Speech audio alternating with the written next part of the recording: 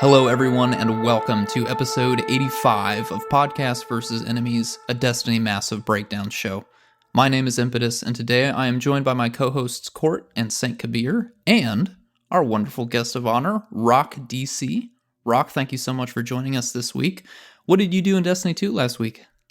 Borodar boys. I got my Abyss Defiant crafted, played some Haunted Sectors, trying to get a feel for those GLs. I know the reserves buff is coming, so I'm trying to feel it out how I like it in like regular content. Tried out some Monte Carlo a little bit, but I'm still kind of preferring that Quicksilver Storm. How about you, Saint? I crafted a couple Crota weapons, got Swordbreaker and Fang ARU crafted up. Curse Scroll Origin Trait is a ton of fun, and that upcoming buff to Enhanced Precision Instrument going all the way up to 30% has got me kind of questioning what I'm going to end up putting on that scout rifle. I think that could be pretty useful. We'll kind of see how that lands in a few weeks. And I also won the World Loot RNG lottery this week. I got a Nox with Envious Assassin and Controlled Burst. I didn't even get the mag or Masterwork or whatever, but at this point, it just doesn't really matter. It's like a, really, really abysmally low chance to get something like this to drop. So I'm honestly really thankful that I can have a top slot DPS option for those Crota runs and got to put that to use when I was rounding out those red borders. It's been a pretty good week. Court, how about you, man? Hello. Yeah, I've been playing a little bit of Lightfall and the seasonal content with a in real life buddy. Shout out to Lucha Bear. He's been wanting to get back into the game a little bit more often, so just glad to be around just to get him in. We did a little bit of Altars of Summoning tonight, actually, with a random who kept putting in a tier 3 and kept dying. So that was fun. Yeah, it's just a very interesting perspective whenever when I have a friend who's perfectly capable coming onto Destiny, knows what the game's all about. He's certainly not a new light by any standard. He is a veteran, but he doesn't play as much as, say, the four of us here. So it's always interesting to get his perspective. So maybe something we could kind of look at for a future episode, just to kind of, we sit in our big ivory towers with all the loot, with all the content, with all the resources. So it's very interesting to get that particular perspective from someone who isn't a new light, but someone who certainly does play the game. Impetus, how are you been? Yes, so we got done recording last week's episode, and my clan had just started to boot up a little DSC farm over at Tanix, so I hopped in and did get all 5 red borders for both Commemoration and Bequest finally. I think I just have the Shotgun Heritage left to craft. I think I've got 2 red borders left for that, and then I'm done with Deepstone Crypt, so that felt nice to get those all wrapped up. I did play a little bit of Gambit, not too much. I just went up to level 7 in that rep track so I could unlock the shader. I like to do that with all the playlists every season. Played, of course, with our good patron friend No D, one of the best Gambit players in the world, if you didn't know. We crushed it. Really nothing but all wins. Pretty easy Army of Ones, personally. So yeah, that felt great. And then been doing a little bit of PvP. Hopped over to my Hunter and put together a little build, Strand Hunter build here with some help from our editor, Autodidaktos, who loves playing PvP. Auto doesn't really do a lot of PvE unless there's a day 1 raid, in which case he's all about that stuff. He's got a very good team. He's very good at PvE. He's mostly a PvP player, loves to do a lot of private matches. So I ran some questions by him and got some really solid advice, so I'm looking forward to putting all that stuff to use over the rest of this season and then the coming season as well. So that's what I did this past week. Court, who do we have to thank today? Just the sponsors this week, A Modern Viking, Askian Monk, Bryce Aroni, Deacon, IMK Rose, Moonlight, and This Moment. Thank you very much, guys. Of course, you can send us all kinds of feedback directly to in our socials or via the Destiny Massive Breakdowns Discord server. Positive, critical, and constructive feedback helps with the trajectory of the podcast and how we present and break down builds, activities, and much more in the PvE sandbox for all kinds of Destiny players. We also want to extend a special thanks and appreciation to everyone that supports PvE, whether that's downloading and listening to our show, discussing it on social media, and of course our Discord server, or supporting us via Patreon.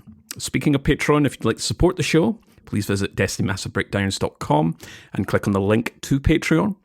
You'll get access to members-only channels and Discord, behind the scenes, like episode previews. Also, lots of folks knew that Rock was featuring in this week's episode, so they got the sort of first-hand information and news for that. Of course, input on the future of the show, and access to our legendary annual merch drop. Saint, what are we talking about this week? This week, it is back to PvE University, PvE Basics, and we are talking damage and DPS 101, which is fittingly why we've got Rock on the show here with us as our first community guest. And we'll talk a little bit more why this is such a fitting, lineup for this topic and all of that in just a second. I did want to take just a moment to say that we're still following the story of the layoffs and potential delays as that continues to develop at Bungie. There has been no real official announcements from the studio outside of a really brief statement basically saying that there's still around 650 people working on the game. But that was pretty much all that was confirmed.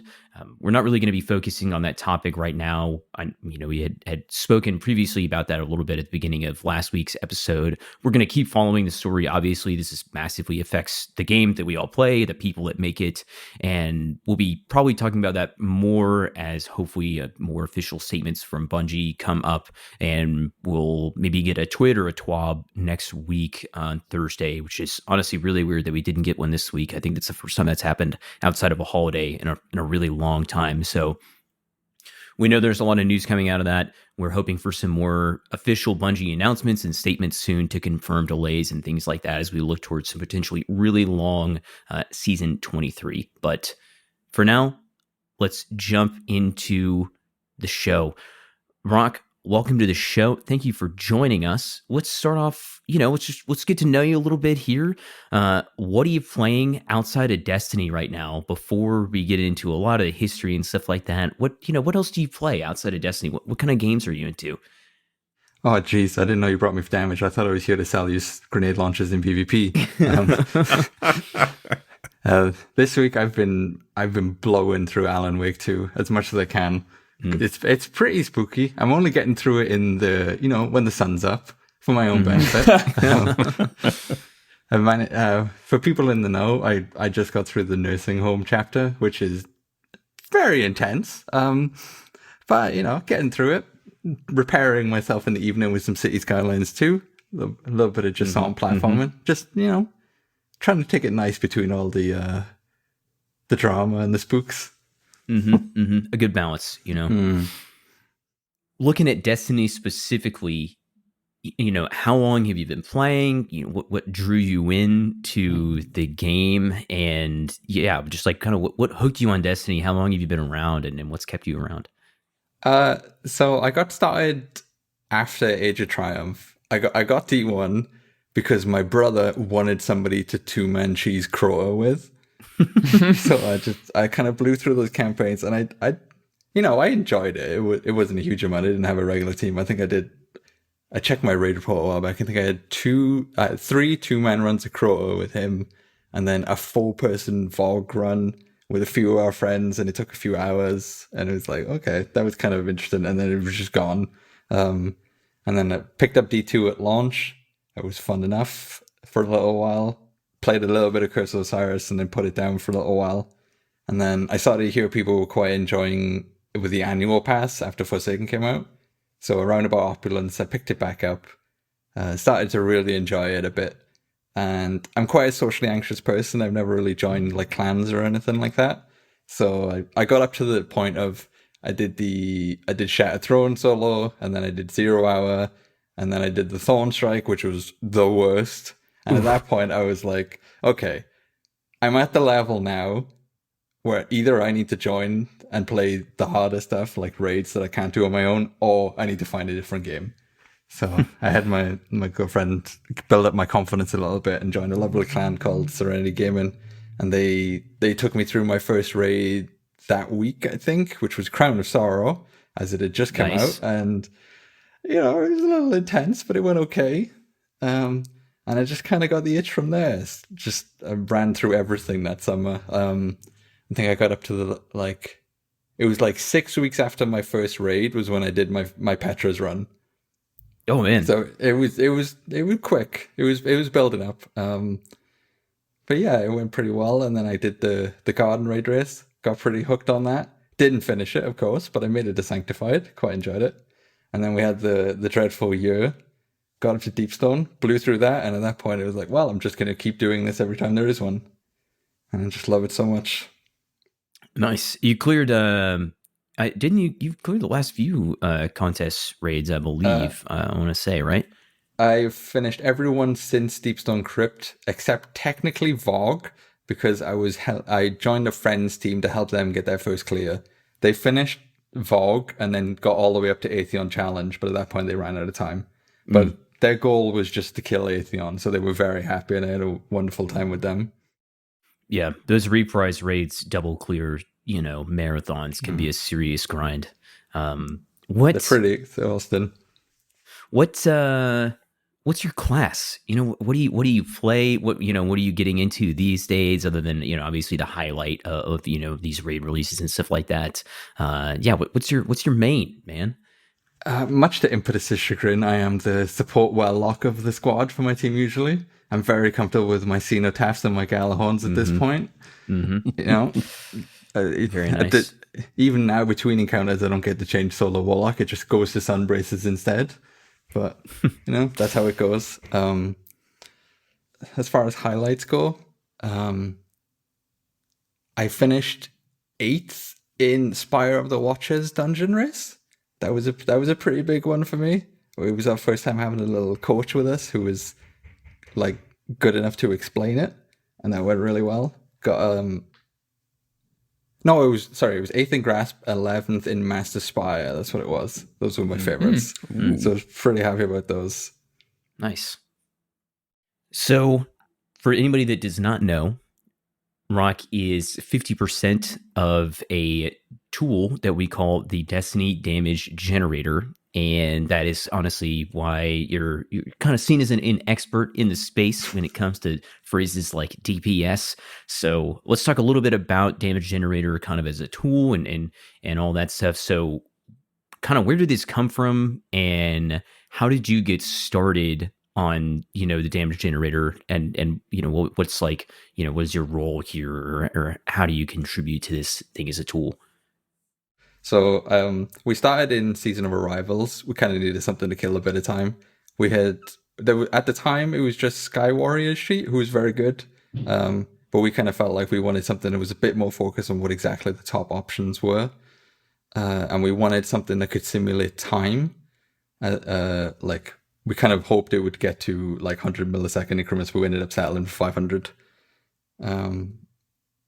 Ended up bouncing ideas between us of what that would look like and what the formulas would be for a couple months, and then to show what the time was, it was a serious discussion about which one we wanted to use, and I settled on Zulmak in Pit of Heresy to use as our testing boy because we thought, well, it'll be a year later that he gets vaulted compared to Kali, so we should use him instead for the long run.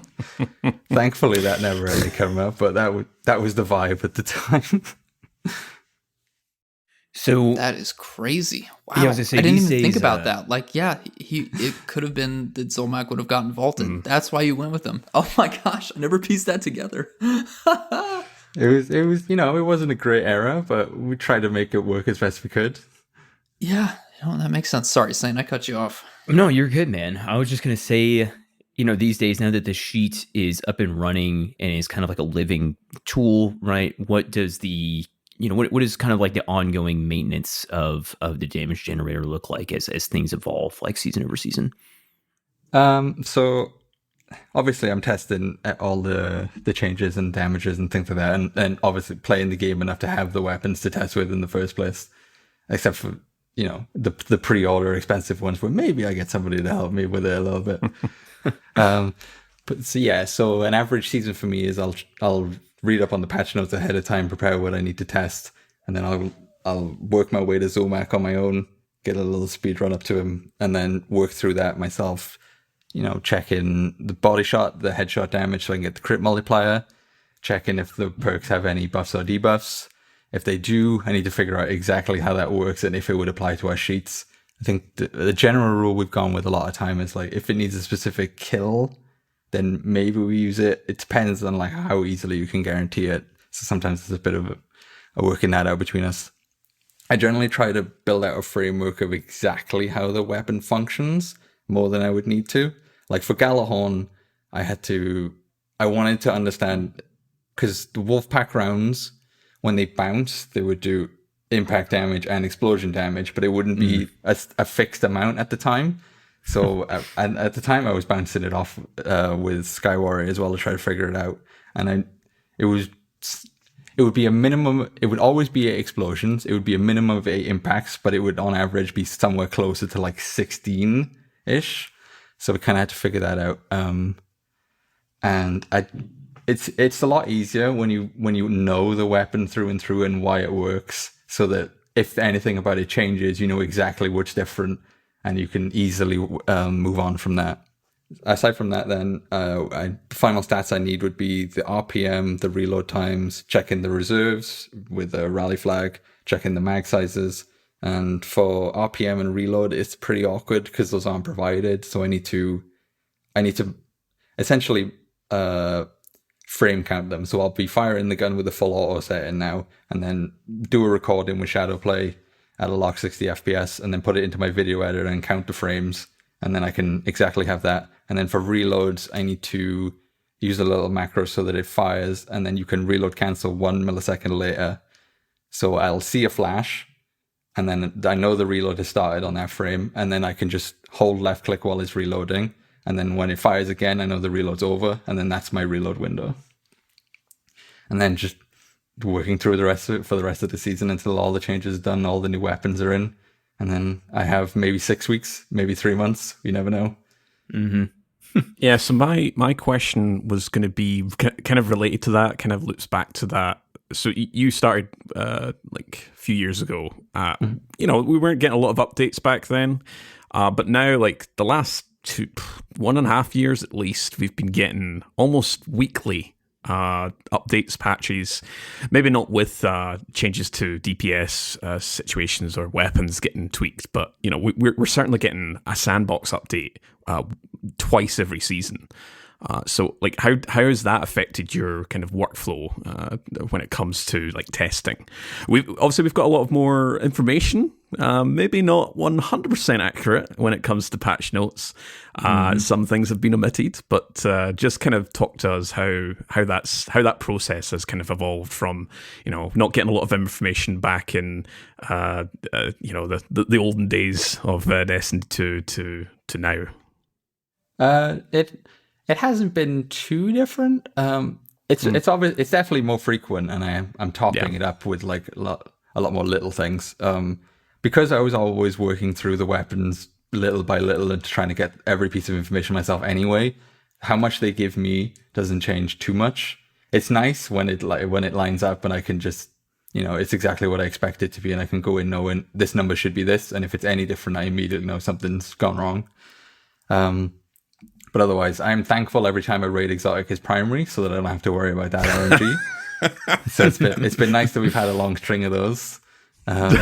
Well, otherwise, it's the same every season. Just boot up the game, work through it all, think it through. I usually get the main testing done over like the first couple of days, and then I'll hand them over to Mix update. Yeah, that was going to be my next question, was just like, how long does it take? So let's say it's like a sizable expansion, it's like a Forsaken style expansion or Beyond Light, where there's a lot of changes to the weapon sandbox. Like how on average, how long would that take rather than say a season? Oh God. Because obviously, like, they add a lot of new weapons. A lot of them tend to be heavies. You know, like Lightfall introduced a few heavies this year. One of them being Deterministic Chaos, but I know that's not really up there in terms of DPS. But you know, just it's a big expansion plus a season on top of that. So are we talking like a week, 2 weeks? So I'll usually work through the balance changes immediately and the seasonal exotic, because they'll be there ready for me to go. So that'll usually be the first couple days, where I'll spend as soon as the season launches, I'll go right to Zomac, and that'll take up that entire evening at the very least. And then the next day I'll work through whatever's left until it's all done. I think my longest for that would be about 2 or 3 days. All right, okay. As I get new perks or the new weapons, I'll work through those at over time. Try to get them in the same week while I have the Zulmak checkpoint, if ideally, so that I can save the 15-20 minute walk to him. But yeah, and then usually for me, the raid exotic and all that stuff will be in within the first couple of weeks because I'll be able to source somebody for it if I need to do it.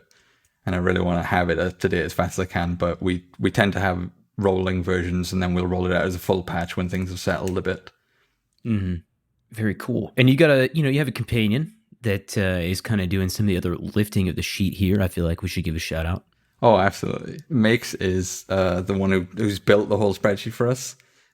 We used originally when we started, we bounced a couple like what the formula is, what kind of things we were going to cover with a couple of friends. Shout out to Taking My Chair and S&B. Thanks for your help with that, guys. I miss you all very much. And then Makes has been my companion, who I'll hand the numbers off to him, but his role is usually just touching up those numbers and rerunning the timelines so that all the time increments are correct with the new numbers.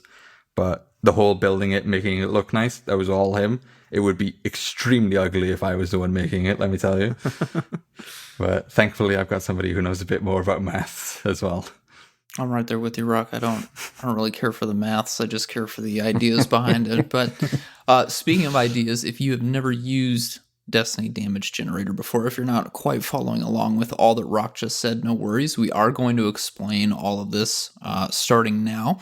So again, this is a basics episode. We're going to be talking about damage, and then we're going to be talking about DPS, that acronym, what it stands for, the terminology you'll probably hear a lot when you hear about people online or content creators talking about, this build shreds X enemies in certain lost sectors or something like that. So we're going to get into that topic right now. We'll start with damage at a top level here, and then we'll move into DPS, which is where we'll be asking Rock some more questions, as he's very familiar with calculating damage per second. So at a high level here, when we talk about damage, the first thing we need to say is something that doesn't really help a lot of the time, but it is important to say.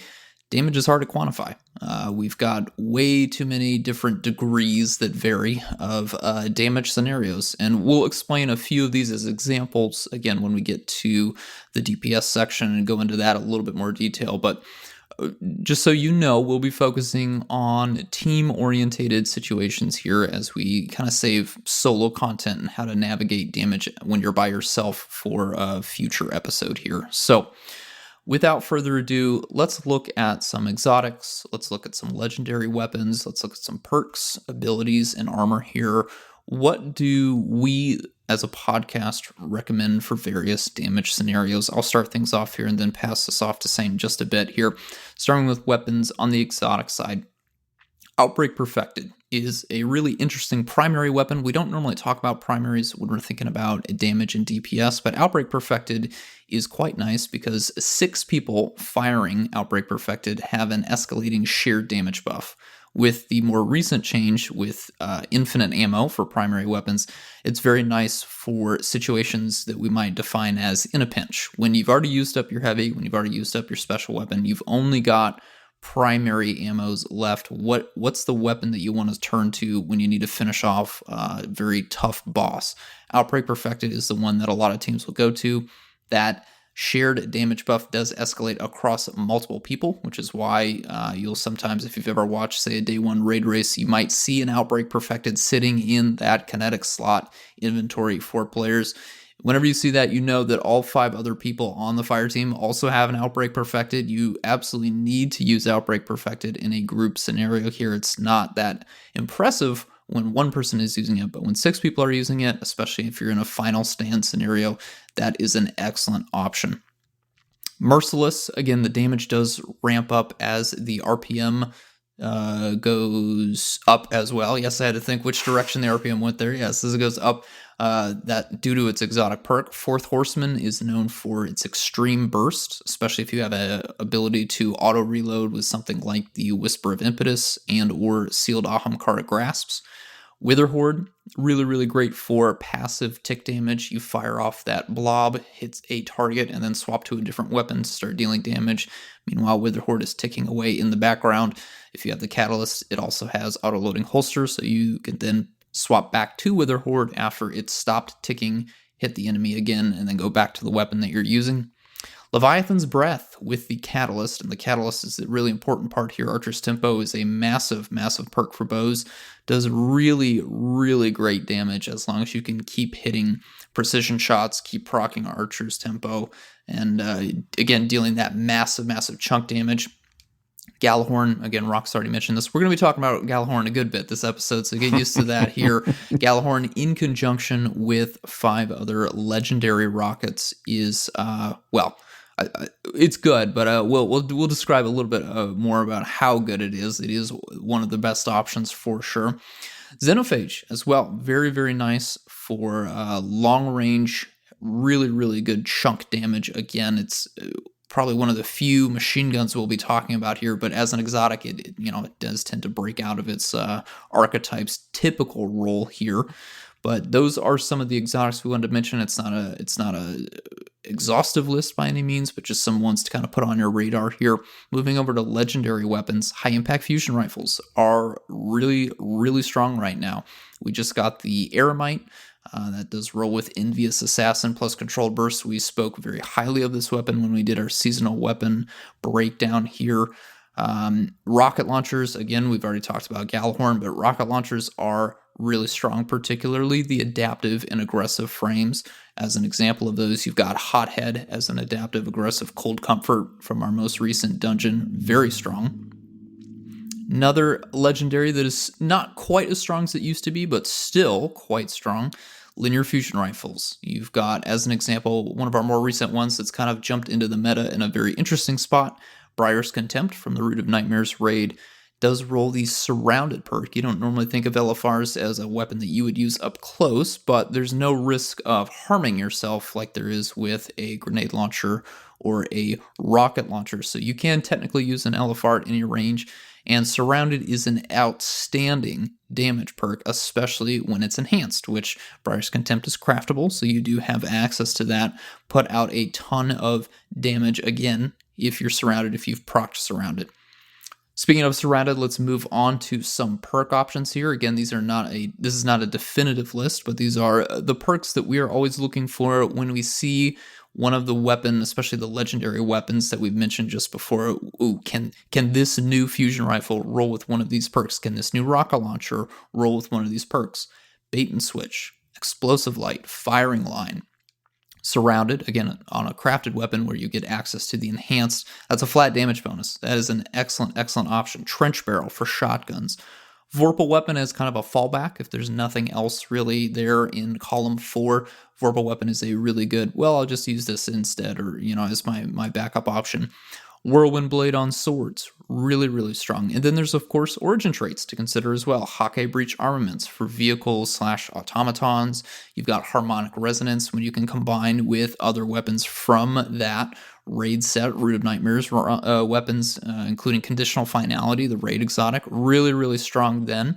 We like to talk a lot about Land Tank for the survival aspect, but again, you can also use origin traits just for a damage increase. That sometimes happens. They're a very flexible weapon option there. Those are some of our weapon recommendations, but again, that's just one piece of your kit. We've also got abilities and armor. Saint, what are we recommending as just options to get our listeners thinking about their damage kit as a whole? Yeah, so just like the weapons, we got a wide variety, right? And you got different things for different scenarios. That list that you just covered in Impetus is massively ranged, right? Like literally and metaphorically from 3 meters to 50 meters away. And you kind of want to consider the same thing when you're picking a build if you're focusing on damage. And each class is going to have some options that kind of stand above the rest.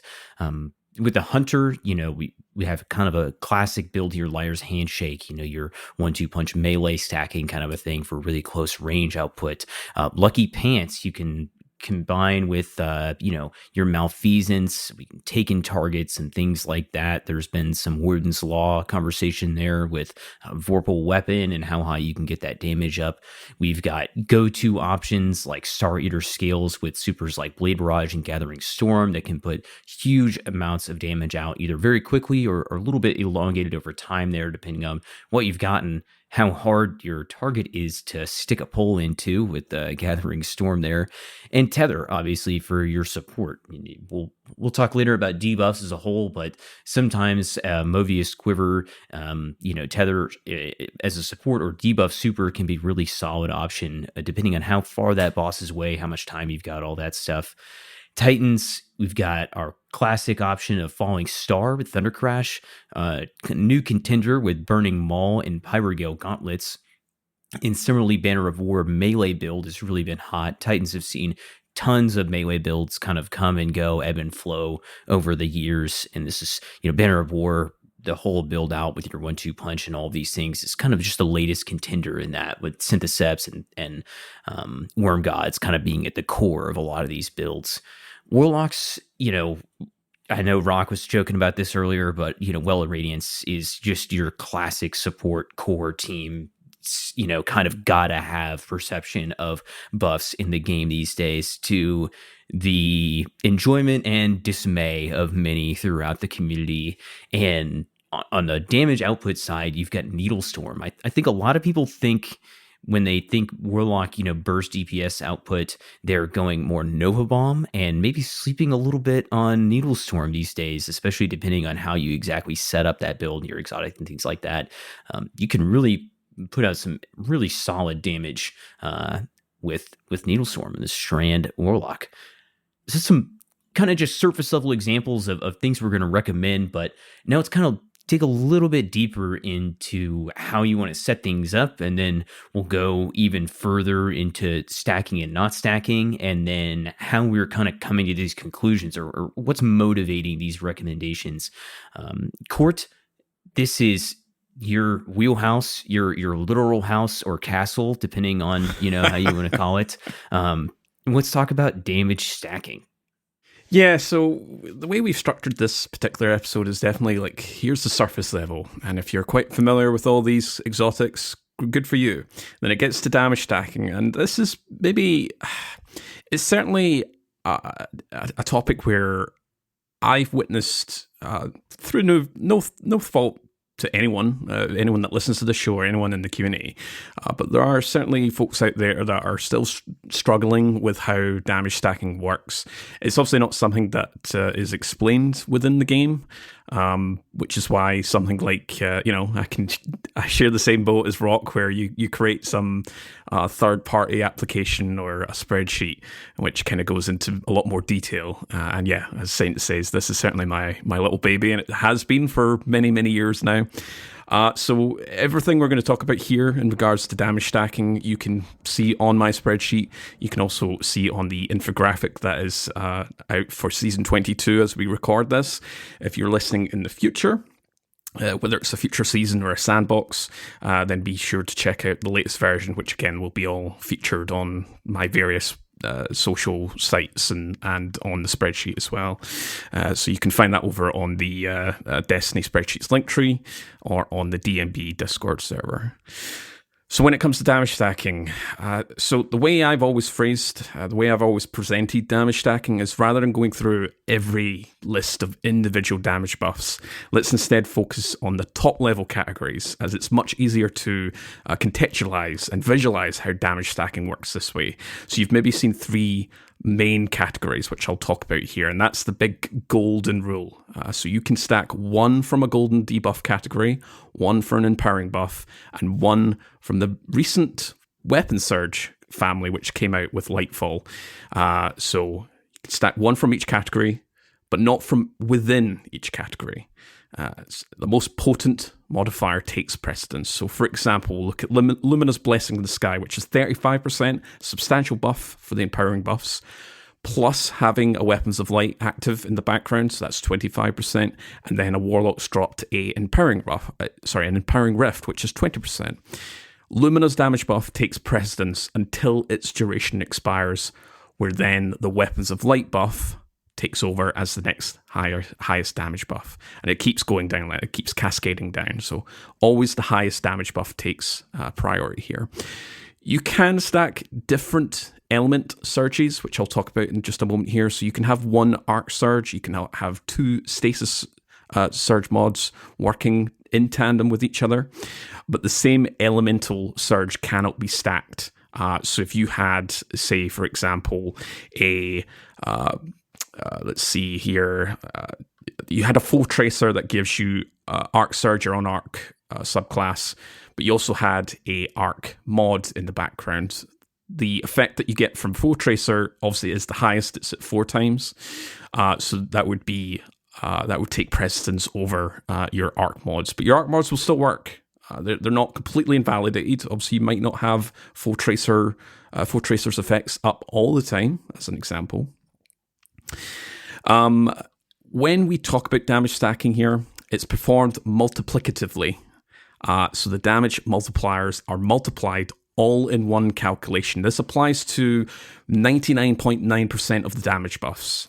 We won't get into the nitty-gritty details in terms of what it doesn't affect. Those are kind of very extreme outliers. It's not really worth talking about here, but every damage multiplier that you're going to deal with, they stack with each other multiplicatively.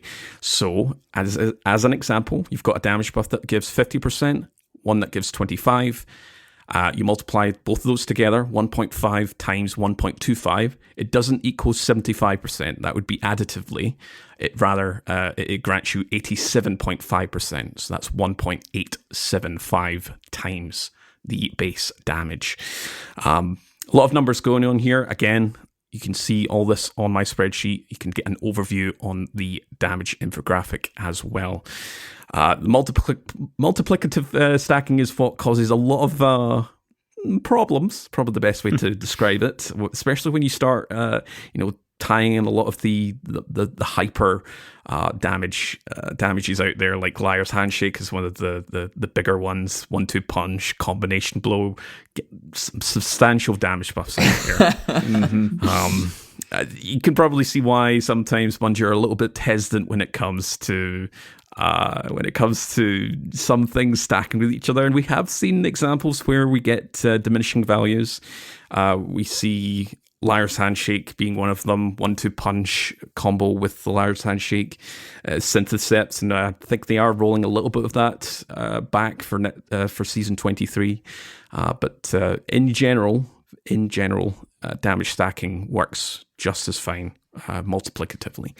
So the 3 main categories that I wanted to talk on are the global debuffs section. We've got the empowering buffs, and we've got weapon surges. So in the global debuffs, Saint mentioned earlier on, this is maybe something folks aren't really exploiting much. Plenty of options to use here. We have Tether, which is obviously our hunter. We've got 2 versions there. You want to go for Deadfall for having the maximum amount of time. You've got Tracked Cannon, which has seen a kind of uprise since a few years ago. I wanted to really hammer in this detail because I still see comments to this day, even the day that we record this. Tracked Cannon has been 30% for all the elements, including kinetic and the dark elements, since Shadowkeep. It doesn't do this weird 50% for Void, 33% for all other debuffs, for all other elements. That was changed back in Shadowkeep, which was a long time ago. A few days. Recently, yeah. Recently, Divinity was 30%, but as of last year, we had that knocked down to 15%, obviously with it being quite a powerful utility weapon, having that crit cage plus applying a debuff. So that's no longer 30, that's 15%, and it shares its same potency with weakened sources. I won't go list all of them, that's all listed on the infographic. But for example, you've got Snare Bomb, which is the Void Hunter Smoke Bomb. You've got the Void Soul, Child of the Old Gods, and you've got Echo of Undermining, just as the 3 highlights here. Wanted to touch on the extension of debuffs here. So any weaken source can extend the duration of Tractor Cannons and Phil Winter's Helm's effects. The weaken source does not override or make their effects the lower 15%, rather that the weakened sources just reset the duration timer. So for example, when you've got Tractor Cannon's effects applied, it's almost a lapse, it's 10 seconds at base. You can throw a snare bomb on, and I think that's another 5 or 6 seconds. It's listed on my spreadsheet here. Let's have a look.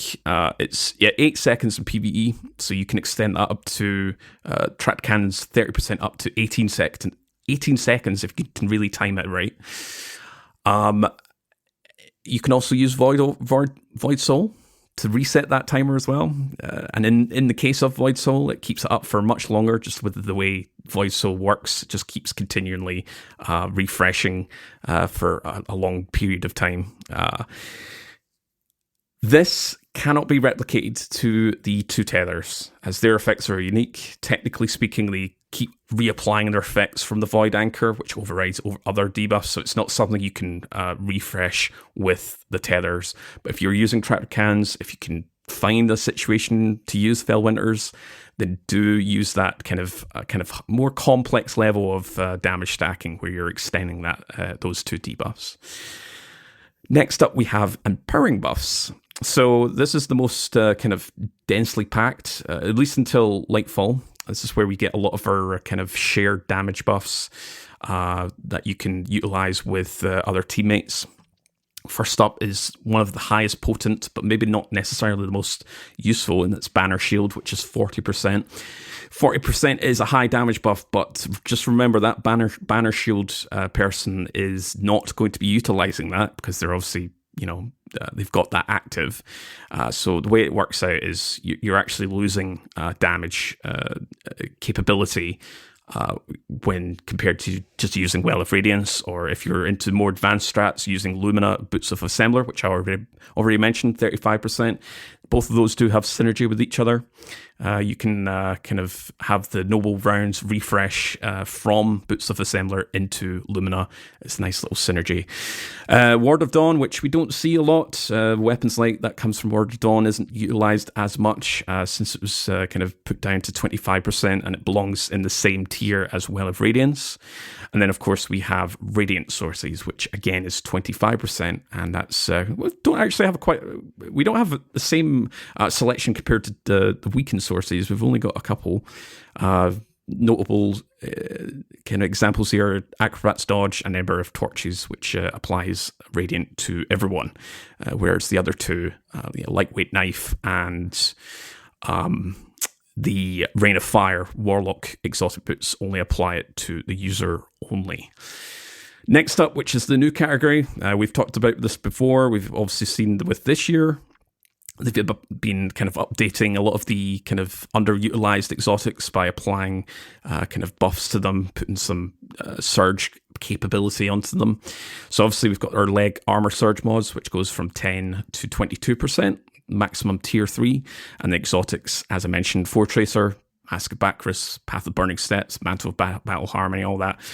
Some of them can go up to 25%. So that's your three main categories. That's what you want to kind of focus on. The weapon surges system, maybe not as something, it's not as, it doesn't have the same amount of kind of interlink with empowering buffs and global debuffs, because a lot of the weapon surge systems requires you to be on a specific element with a specific exotic piece of armor. You could maybe go a little bit more advanced. I'm thinking for Hunters, Mask of Bacchus is maybe the one exception. If you're not using debuff, if you're using Stasis Hunter, you can get that Arc and Stasis Surge for 25%, which lasts 11 seconds. The duration is not refreshable for that example, though. So there's a lot of kind of considerations when it comes to weapon surges, where it's a little bit more kind of open when you want to pair global debuffs with empowering buffs.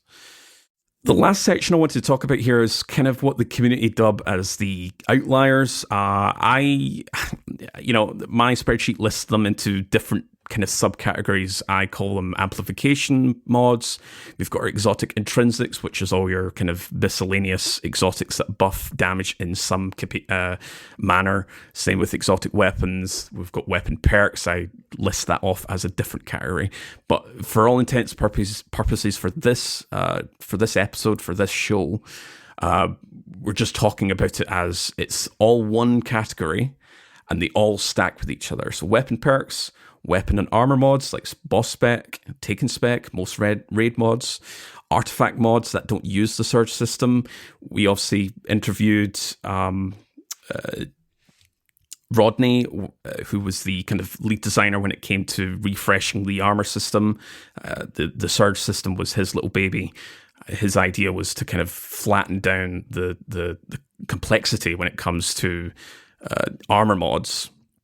But he did kind of make that quite clear that when it comes to artifact mods on the artifacts, they're still quite happy with applying, those damage stacking boosts. And for this season, we've got Monochromatic Maestro as one of them. We've got some outlier exotics like Lucky Pants, as we've already mentioned. We've got Balador's Wrathweavers. All of those can stack with the preceding global debuffs, empowering buffs, and weapon surges. We've got some kind of any exotic weapons that have integrated damage buffs, Whisper of the Worm, anything that has something that buffs your weapon, Thorn, Touch of Malice, Wither Horde, Outbreak Perfected. You can really just start seeing the capability of stacking everything together. You've got some abilities as well that are, the abilities are a little bit more kind of concentrated to themselves. Some of these don't apply to weapons. This is mostly a weapons kind of breakdown, but abilities do have their own thing. Banner of War, as Saint mentioned, Roaring Flames for the Solar Sandbox, Combination Blow for Hunter, Arc Hunter. And then you've got world and activity buffs, which we don't see much anymore. We do have Gambit Primeval buff. We've got the activity buffs from raids and dungeons. If it's anything that boosts your damage from doing a certain trigger to a boss, to the raid boss. And then we've got activity surges and overcharges. So the last point I wanted to make here, that all of these outliers can be stacked freely with themselves, including weapon perks. I still get questions to this day saying, does, Kill Clip and Rampage stack together on the same gun? It absolutely does in both sandboxes. I've had a few folks saying it doesn't. That's not true. They stack together just fine, multiplicatively.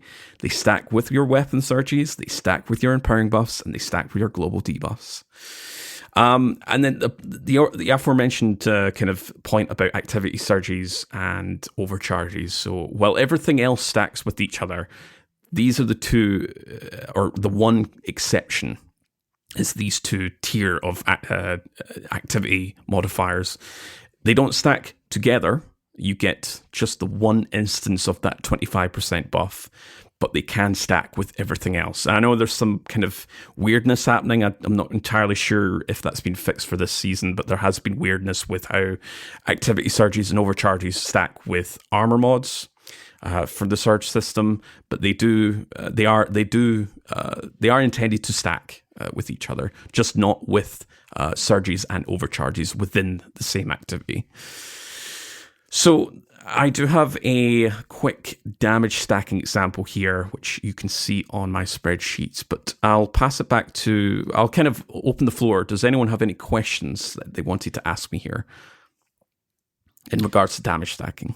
I think it'd be good to give an example of that weird exception about activity surges and overcharges. So for example, if I'm going into a GM that has a solar surge, meaning all my outgoing solar damage has a damage buff, and there's a fusion rifle overcharge. My solar fusion rifle, say for example, if I'm taking in an Eremite, because that's a really good weapon for this season, it's not going to get both the activity surge of solar damage and the fusion rifle overcharge at the same time. It's just one buff of 25%. That's what you mean, right, Court? Yep. So I actually have an example on my spreadsheet here. So solar surge plus fusion rifle overcharge. So I thought of Vex Mythoclast. Yep. That would obviously get both of them. It will only get the 1 damage increase because it's either the overcharge or the activity surge. The thing I've done a few breakdowns already when it comes to damage stacking. The most recent one was put up on Reddit a few weeks ago, a few months now at this point, and my kind of plea was for Bungie to rename activity surges to something else. We've already got armor mod surges, but then we've got activity surges. So this is where the whole kind of complexity of trying to explain to maybe not even a new light, but someone who's more established to the game, like, wait, so I can't stack a surge with this overcharge. No, I can stack a mod surge with this activity surge, but not the overcharge. It just gets so, like, just unnecessarily complex when we don't need that kind of complexity. So hopefully in the future we can see activity surges or the armor surges be renamed into something else. But yes, just to make it very clear, you can take 1 overcharged activity weapon, whether that's a fusion rifle, or you can take a activity surge, say solar. So that Vex Mythic class will get the 25% damage increase, but from one or the other, not from both. Any other questions? I was just going to say, I think that, like you mentioned, debuffs is the thing I think is most underutilized. It's gotten better a little bit as like time goes on, or that people really try to optimize encounters and things like that. But I feel like the extension of debuffs and how that stuff works is like generally like pretty misunderstood when it comes to people and their ideas of how to optimize for damage phases and like when to apply debuffs and how to keep that going to make sure that you're getting the most out of your debuffs. And I've seen people get mad at other players from their LFG fire team because they're smoke bombing a target that was hit with the tractor cannon, and they're like, no, we're going to deal less damage now because you put a weaken effect on them instead of tractor cannon. And in my head, I'm thinking, oh my gosh, no, that was actually like a huge brain play. Like this guy is coming in clutch and he's getting yelled at for it. And it just hurts to see stuff like that happen. And, usually it's difficult to convince somebody that is having such a negative, visceral reaction like that. And that was actually great to play. There's 2 points that sort of stem from that point. The first one is the weakened extension kind of mechanic. I'm not entirely sure if that's intended, but for like at the moment, it's not doing anything funkiness. There's no weirdness that's going on. It's just extending 2. One of which we don't really utilize. We're not using Phil Winter's helm, but it's Tractor Cannon that's getting the benefit here. Tractor doesn't get it. Divinity's already 15%, so there's no point trying to extend that. I don't think it gets extended anyway. Again, it shares the same technicality as Tether, where it just keeps applying a debuff. But the other point was about like the whole stacking. Like, well, would this override? And yeah, we've had issues before where like Divinity would play really weirdly with debuffs in the past. No, that's no longer the case. That was one of my kind of anchor questions when we had Chris on way back when they were planning to nerf Divinity's potency from 30 to 15%. I really wanted to clarify, is Divinity going to be, can you still stack Divinity with Tether without any funkiness? And obviously the answer was yes, and we still see it. So I'm not surprised to those 2 points, especially the latter, where we've had funkiness before when debuff stacking. And just as like a final point about global debuffs and how it's underutilized, it's rather surprising because debuffs apply not only to weapons, but everything else. Abilities, pick up objects, any outgoing damage will be affected by debuffs, which is why you want to coordinate with your team, whether it's Tether or Tractor Cannon, and utilize the whole kind of bonk build as Saints talked about before, or Thunder Crash, or any of those like high burst supers or abilities, just to really tie that in. Obviously, empowering buffs only apply to your weapons. Weapon surges are the same, but it's global debuffs that should really be exploited here. And Tether and Tractor Cannon being 30% is that's the best you're going to get. and they last long. And using that extension kind of mechanic with tractor cannon, it's no wonder TC's been getting a nice little rise in power. I'd love to see it. Love to see it for tractor cannon. I was gonna say, I think a large contributor to what you were seeing, Saint, of people undervaluing tractor and stuff. For a long time, we had div covering 30% anyway, so that was irrelevant. And then we've had multiple bosses that have been quite in a row where they're quite far away. You need a debuff. Div's got you covered, and that's already 15%. That's good enough. And they just haven't really had to think about it for a long time because div has been there the whole time doing it.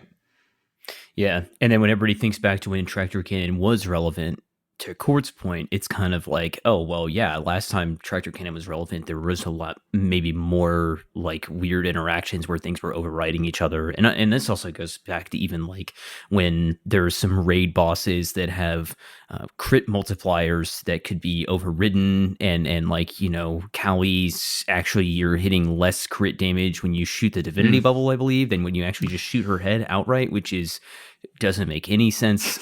But yeah, there's definitely been things that have kind of fed this this confusion, right? And to bring it back to you again here, Rok, do you think how do you think that a lot of this kind of meta knowledge of buffs and damage stacking has impacted like damage testing, and then like the narratives that get created kind of from damage tests and things like that?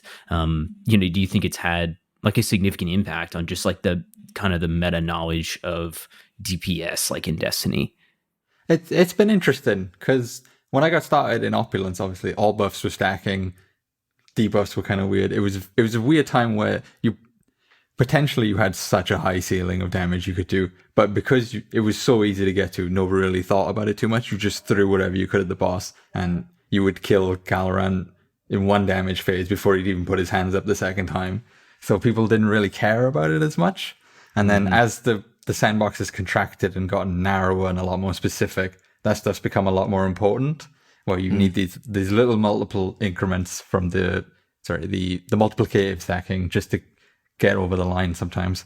And people kind of caught up to it, but also they need, like, it's that more specific, you need to have it all correct in your head. So if one little thing where you do an incorrect damage test and you think something is stacking when it's not, or that kind of thing, that spreads really quickly and people immediately change their strategies to try to make use of it. And pushing against that can be a little bit of work sometimes, but it is nice that people are at least engaging with it and really trying to dig into the stuff these days, especially in raid races where you have those very tight DPS phases like on War Priest, where you need that every little inch you can get. So people have to know how this stuff works.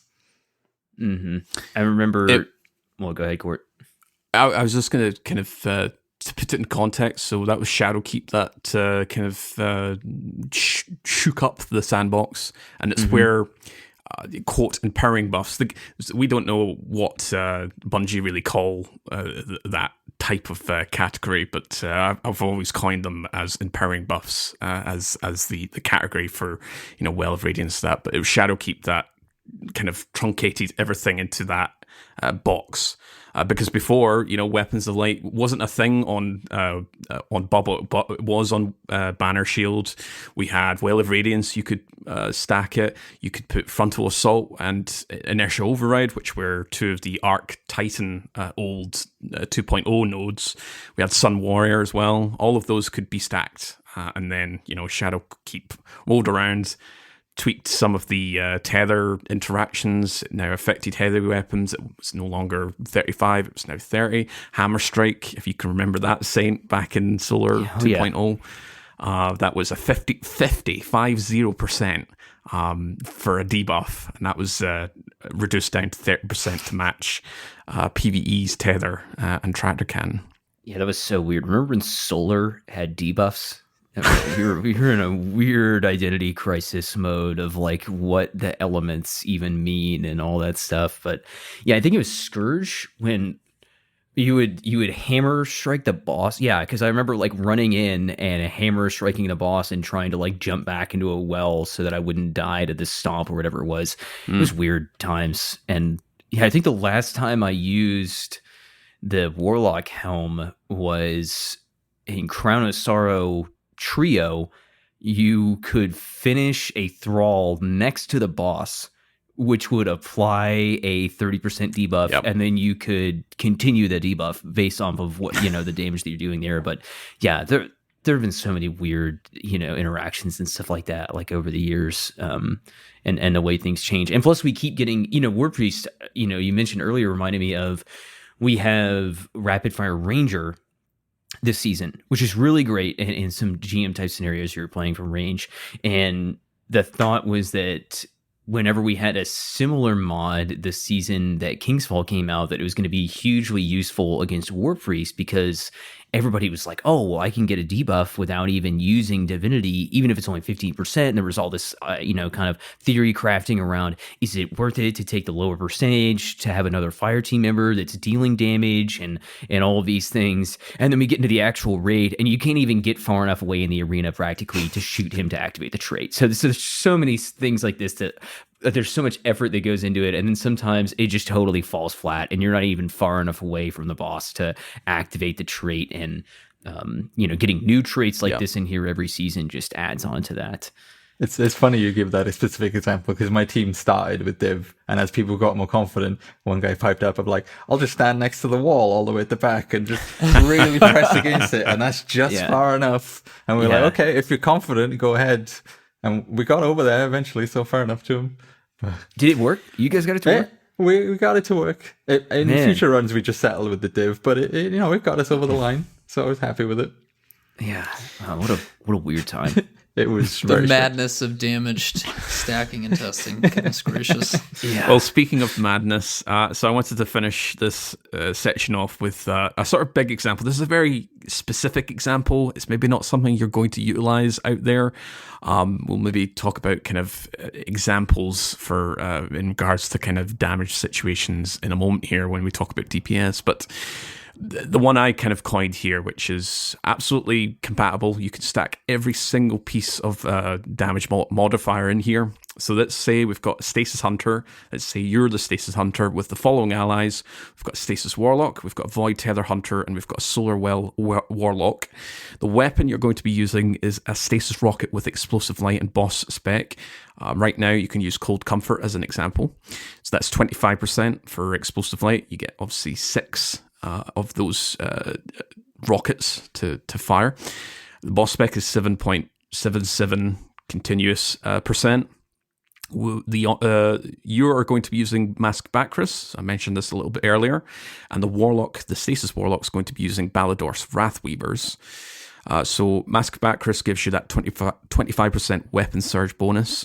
And then the Balador's gives you that 10%, which can be applied to everything. It's not a surge. It's not like it's not an empowering buff. It's its own thing.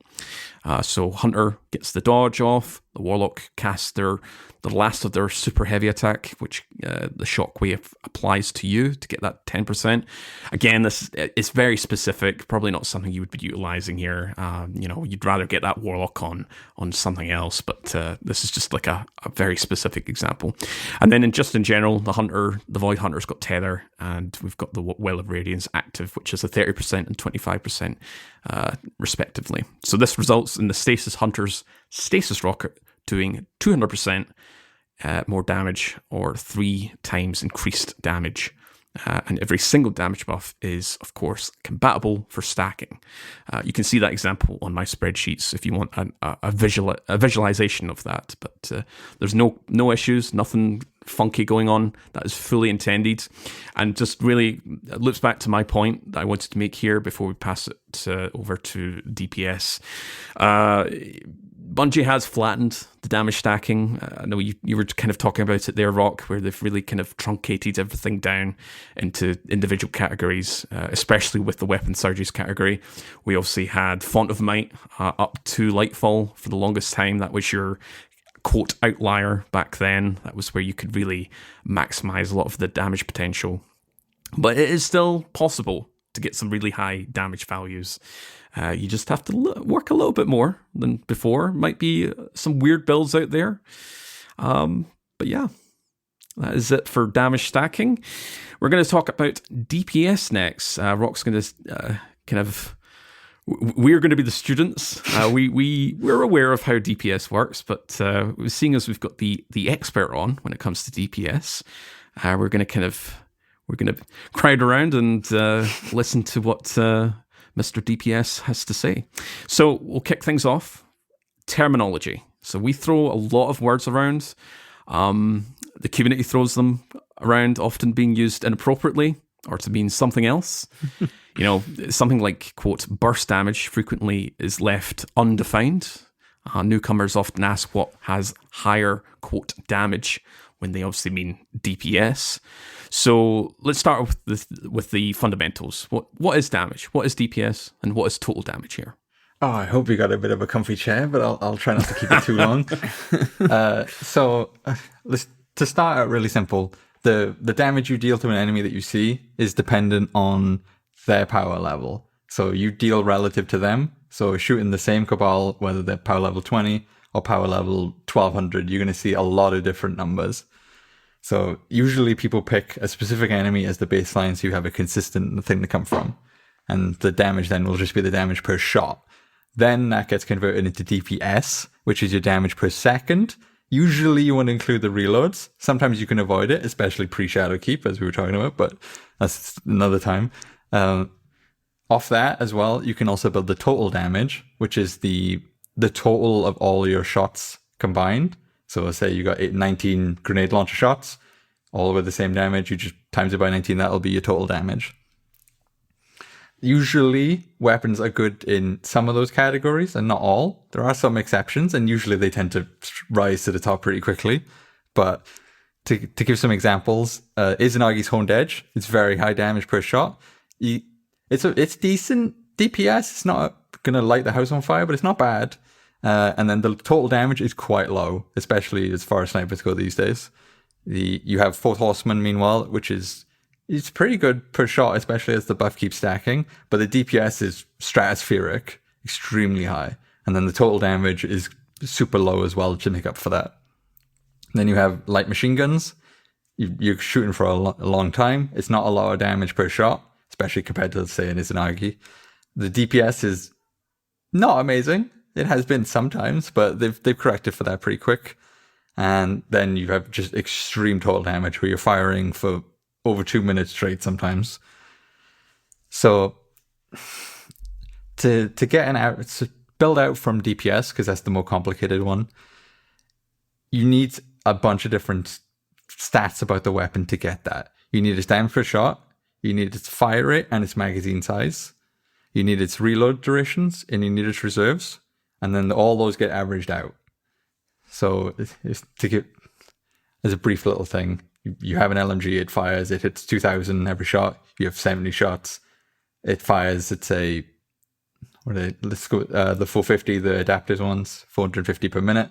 You can work out a DPS from there, you add in the reload, all that shenanigans that I makes do for me in the spreadsheet. Now, the thing is that you can interpret that a lot of different ways. And I want to kind of build on the metrics that we use in Generator itself. To start with, the terms you hear most commonly people talk about is burst and sustained damage.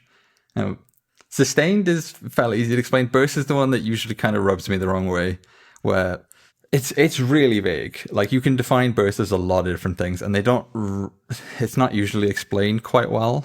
So let's say burst could mean firing one magazine. It could mean I have 5 seconds to damage this boss. It could also mean I just want to kill this boss in one phase, or I want to kill this champion. Those are all valid. I just need to know which one it is, because that affects a lot of things. Like, Fourth Horseman single mag damage is incredible.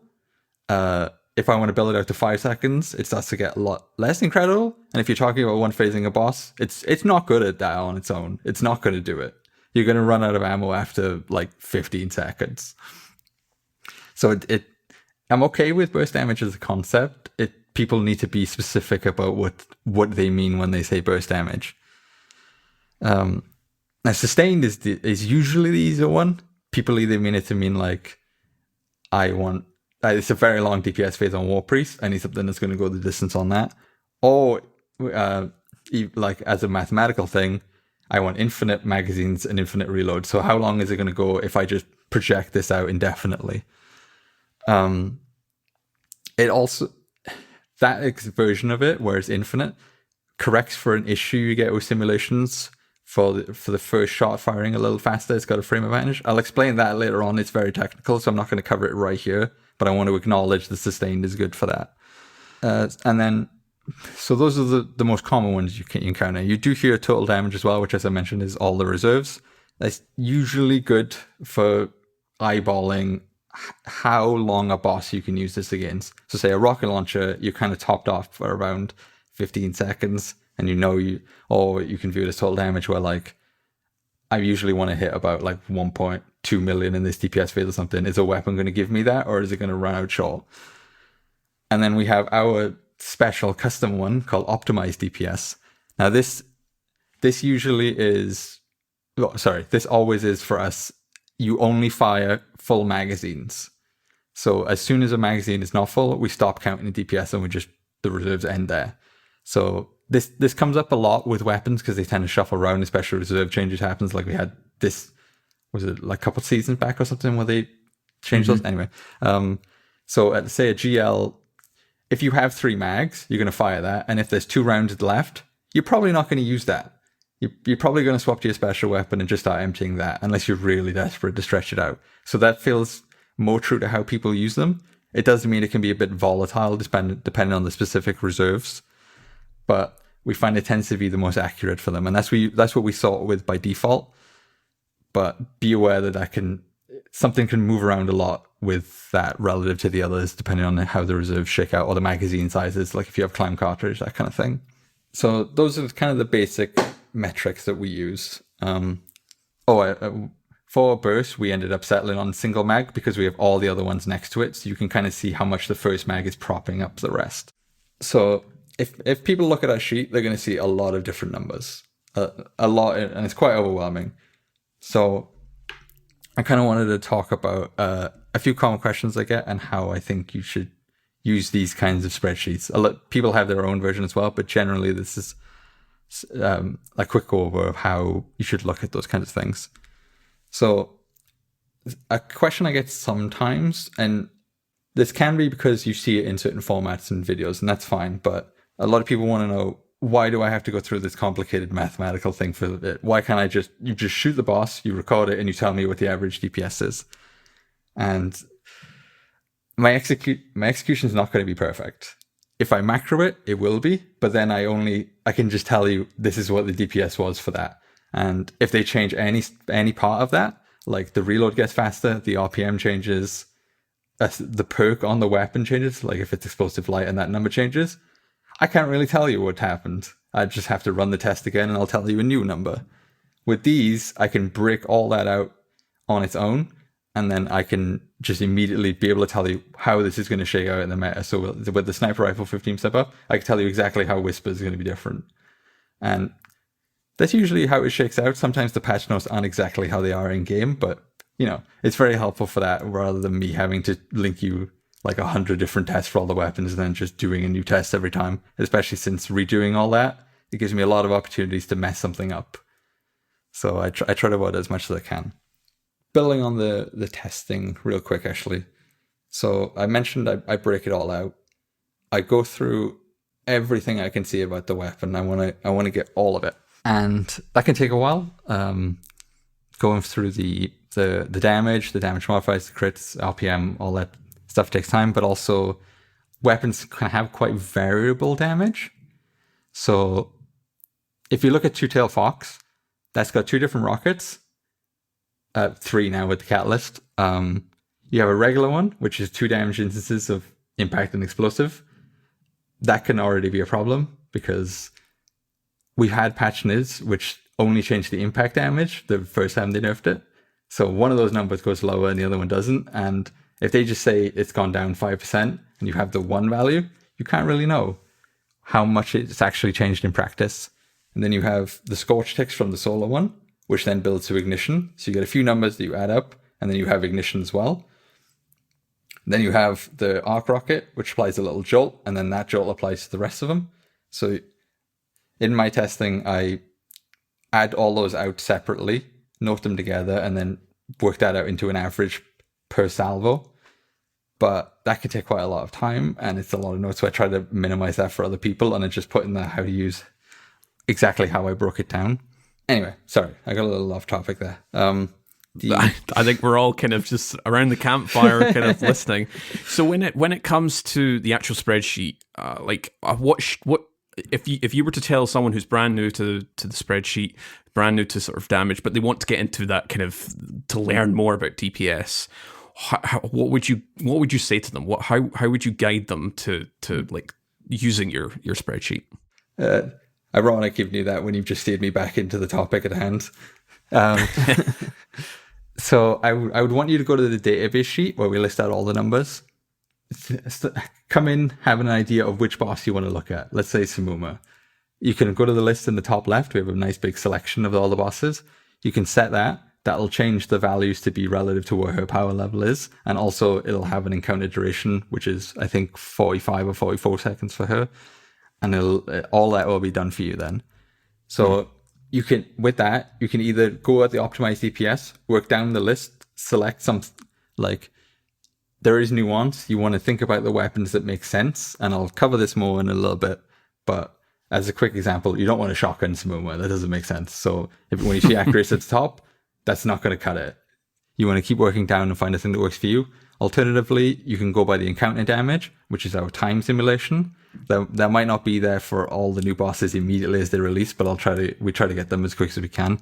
You can just go down there and that'll tell you exactly how much damage you could theoretically do with that specific time cut off. So you can work down those, figure out the ones you think make sense, and work from there. Usually, you probably want to come up with a couple options so you can vary it to see what works for you. Like, say, people like levies for Samuna. Other people like the enhanced briars with surrounded. That makes sense. Either one is valid. People have their preference. Surrounded can feel specific, or levies can be too dependent on having reloads. So get a few ideas, try them out, see what works for you. I know on the damage generator, you do have a tab which has a list of buffs and debuffs. Obviously not all of them, because that would be such an extensive task for Maix to kind of program in, especially the amount of like weirdness that could potentially showcase. But yeah, if you do want to get a little bit more advanced in terms of using the damage generator, then there is a separate tab for, I want to apply, in this situation, I want to apply Radiant. I also want to put in a Solar Surge on top of that.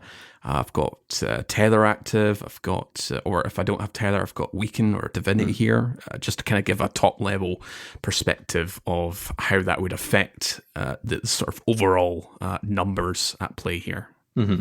Exactly that. And I forgot to mention, you will need to make a copy to edit this stuff. So click file, click make a copy, you can play what you want.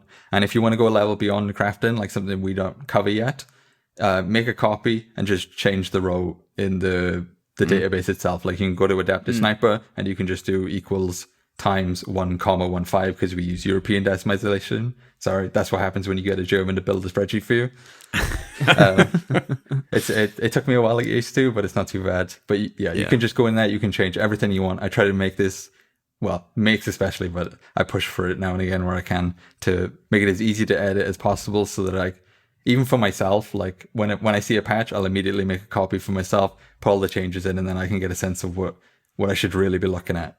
Yeah, I mean, I obviously no complaint to you guys, but from the outset it can be pretty overwhelming. But you guys have a sort of how to use tab, kind of goes down 1, 2, 3 kind of points, right? This is what this means. Here's how exactly you kind of play around with this spreadsheet. This tab's got debuffs and buffs if you want to kind of get into a little bit more advanced, and then you've got a section here that I can see with sort of explanations and methodology kind of from the science kind of perspective. So I think it'd be very kind of just really highlight that anyone that wants to play around with damage generator, go and just download your own copy and play around with it. That is exactly what these resources are for. And in the how to use as well, there's a little link.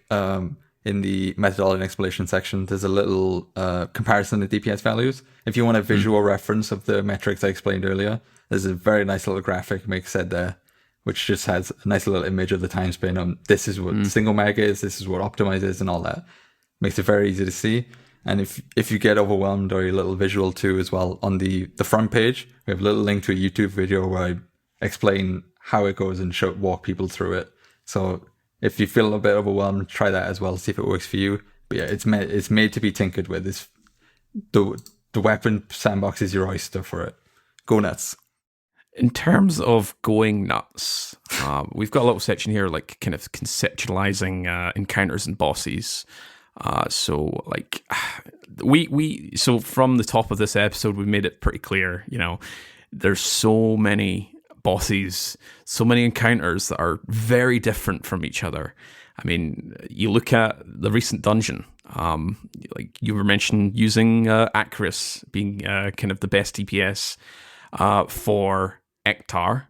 If you want to go down that route, you could use an LFR, but Acris is pretty useless against the final boss.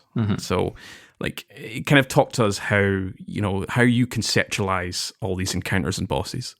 Sure. So the main relevant things for Destiny, I think, are range limits and time limits. So I'll start out with range. Short range stuff falls off first. Like, you can't use a shotgun against Simuna. It's going to do actually 0 damage at a certain distance. So that stuff doesn't work. But an LFR at close range can work. Like, you can put div on it and you can just hip fire the thing into him. It's technically possible. So the short range options get cut off first. So it's more relevant. How far away is a boss? And that sets what my options are. So I can't use Acris on Simuna, as you said, but I can use an LFR. So I'll work down the list, find a long range option. Oh, Levy's Breath is really high, and that's quite long range. And that tends to be why you see people congregate to those kinds of things. And then you have time limits. And now this can be a little looser, but your heavy weapon needs to cover the majority of the DPS. It doesn't have to cover it all perfect. You can prop up for a little while with a good special weapon, and setting up for a boss usually takes you confirm we're going to DPS, you drop the well, you wait for div to come up. All that stuff can eat away at a few seconds, so it doesn't have to line up exactly. But a way to think about it when looking at generator is you can look at the time to empty reserve stat that we have. That can tell you this many seconds is the ceiling of what it's going to run out in. This is the fastest you could do it. So this is with triple reserve, so it can be less time for people not doing that in practice. But you can look at, say, Simuma, and you're like, okay, I don't want a weapon that's like less than 25 seconds because I'm going to run out a long time if that's the case. So you go down, and it's like GLs, very high DPS. They're not going to last long enough. She's hard enough to hit already, but like if you run out after 15 seconds, then you've got to shoot her with a sniper for 25 seconds. That's not great. So you kind of want to, you start with the shortest option that'll work, and you build out from there. And those are the two main ones I think people tend to get stuck up on.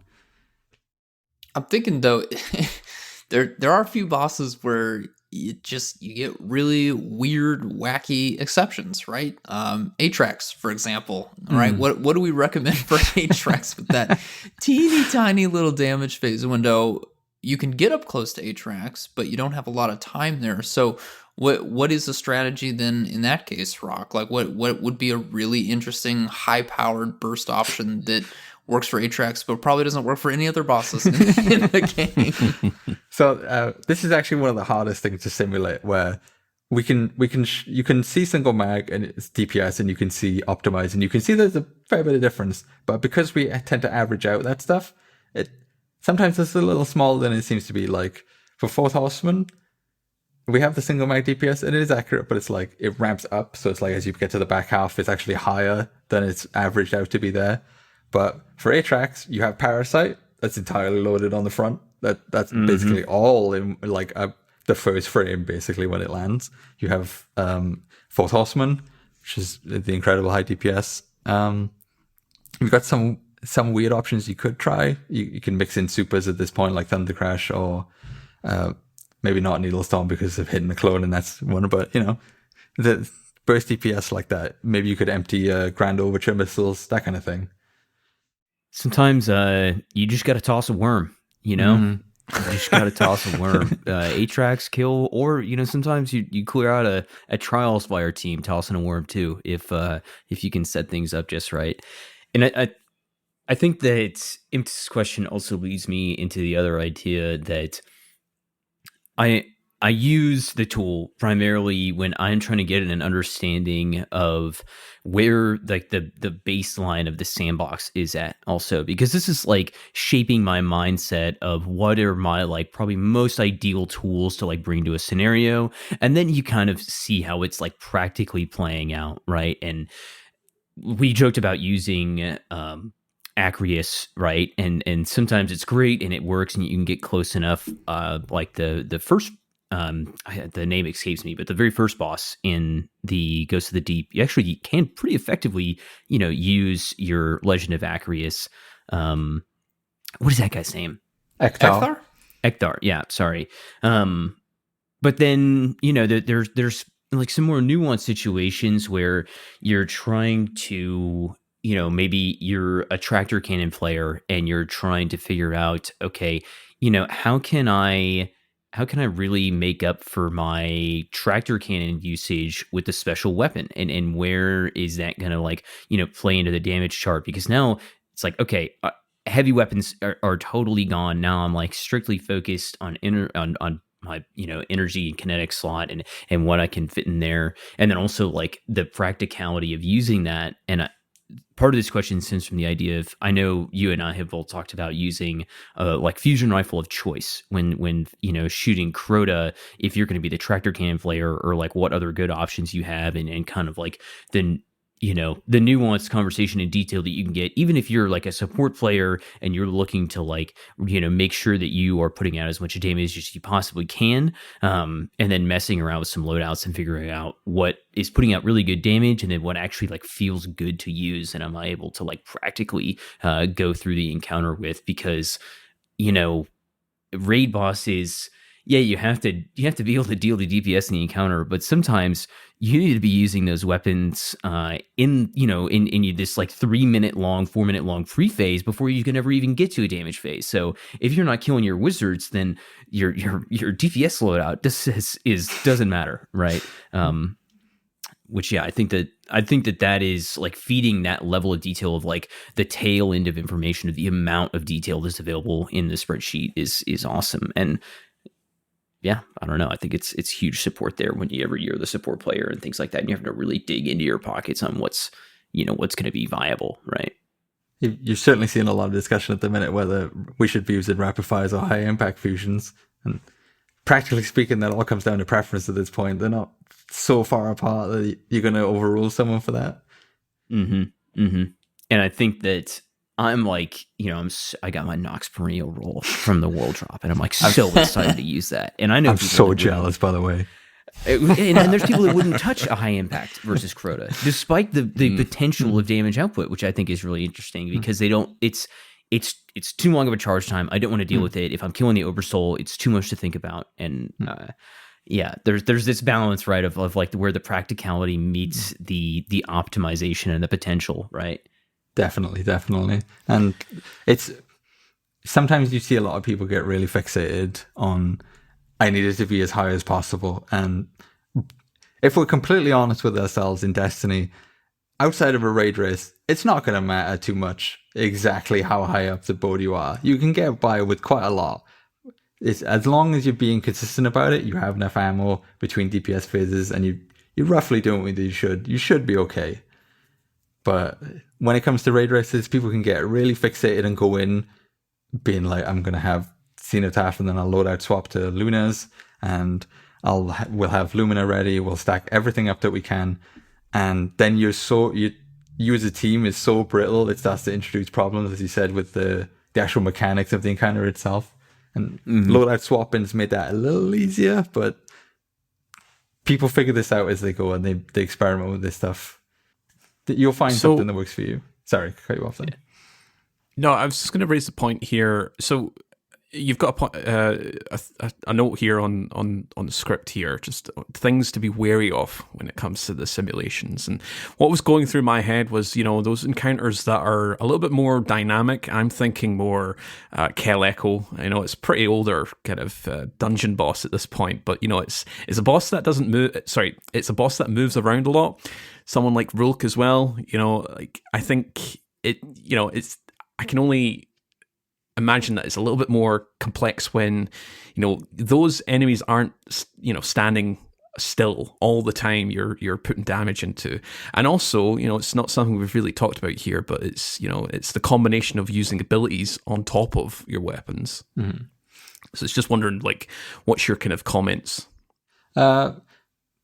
So Kel Echo is an interesting one because you have such a long DPS phase. Practically speaking, you could bring whatever you wanted. You will probably empty the thing by the time it's over. So it's use what feels comfortable, gets you to that encounter. For stuff that's very mobile, Div helps a lot with that. Yep. But as you said, it is important that you use, as long as you're being consistent is the main thing. And you aren't running out of heavy so early that you're just sitting there emptying a special weapon at that point. Use something that makes sense, consider the nuance, and if it's something you're going to miss a lot of shots on, maybe don't bring target lock. Try to keep the nuance in mind with that stuff. This isn't a gospel of what you have to use to get through. This is me just trying to give you, this is the stuff that's absolutely at the top, and work your way down and just try to be efficient with figuring out what works for you, starting from the best and working down.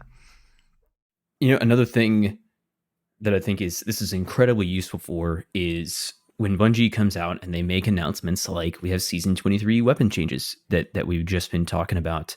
And it's really nice to be able to go look at damage generator and then kind of have the anticipation of, okay, well, if we're assuming that everything else is staying the same and kind of looking at damage generators, our baseline, we can really get a good estimation of looking at these upcoming changes and thinking about what is practically, where is this going to land at the end of, or once the buff is released, and how is that going to kind of affect the meta. So we can kind of transition the conversation a little bit here towards what's, looking at all the stuff that is coming in season 23.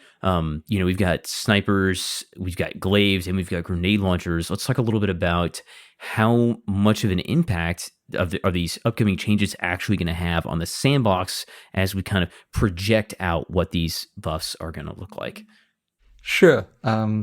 As well, I wanted to quickly note, sometimes for these patches, I do put out a little image of the changes ahead of time with a little comparisons and stuff. I don't tend to give out a copy of the sheet with that, because me, it makes it quite conscious of not having too many competing versions, and that's why the sheet will let you know if there's been an update and link you back to the original. So I tend to keep those to images, but I kind of do those when it feels fun for me to do. If you ever want me to tell you what something's going to look like, feel free to ping me in the Message Breakdown Discord or DM me directly, and I'll do it just for the fun of tinkering with it a little bit. But to dig into the changes, so we've got to start with the sniper rifles. It was a 15% buff overall to all of them. Levies currently is Whispers, that's its biggest competitor, right? Mm-hmm. People are going with Levies, it's a lot higher DPS, it's pretty easy to aim. It's currently about 28.5% ahead of Whisper on DPS, but Whisper has about 13.8% more total damage. After the changes, Levies is going to drop from that 28.5 to 11.8% ahead, which is a lot closer together. And then Whisper is going to be even further. It's going to be 31% ahead on total damage. So it's quite significant. Now, the thing with Levies is it's actually really dependent on having reloads. You want to have that Lunafactions getting up to from 0 to 100 reload stat, because it's an enormous difference to its DPS. Probably, if not as big a difference as Archer's Tempo makes, if not more so. So for situations where you don't have that, say you're solo in a dungeon, maybe you're playing against Akalos in Spyro the Watcher, I think Whisper's going to make quite a lot of sense there, especially since then, if you're not getting the full ammo afterwards, you've got a 30% more than levy, so it's a lot easier to top up and keep that going across multiple phases. If I'm using percentage differences here because of given the absolute numbers over audio pharma isn't amazing, especially without the full context. So if I tell you Whisper's doing, say, 47k DPS with how power is relative, that doesn't mean a lot to you. So I want to try to keep those comparisons to each other. But you can think of the DPS difference for Whisper jumping from an explosive light hothead to an explosive light hothead with Wolfpack rounds. So a lot more competitive in that regard. The Darcy buff is probably not going to affect its Jolt. It hasn't in the past. That's not huge at this point because the Jolt got nerfed quite a bit. So it doesn't affect it too much.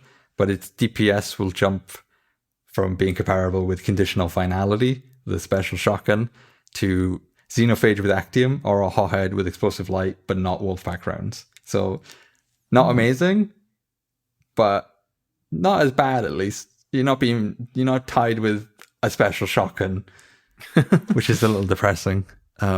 It's the best special shotgun, right? It is. Surely Well, that changes things. yeah. Well, there's Fourth Horseman, but yeah, overall. Cloud Strike is a bit of a moving target. So the buff may or may not affect the lightning strikes. It can be inconsistent about whether that happens with patches. We'll see. But that's very significant. Like the Darcy jolting doesn't really make a difference. Cloud Strike, it's a significant portion of its damage. So if the lightning isn't buffed, the 15% actually works out to be about a 9.7% buff. So you'll still feel it. It's just, it kicks it a little. So if its lightning isn't buffed, its effective DPS would move from slightly behind Duality in the Slug mode to between Thunderlord and aggressive LFRs with good perks. So really competitive for a special sniper. If the lightning is buffed, it'll be competitive with Merciless. Very high on it. It would only be about 11% behind Sleeper Simulant with the Catalyst. So we'll see. High potential. Yeah. The rapid fire sniper reserves buff recently made their total damage weirdly high.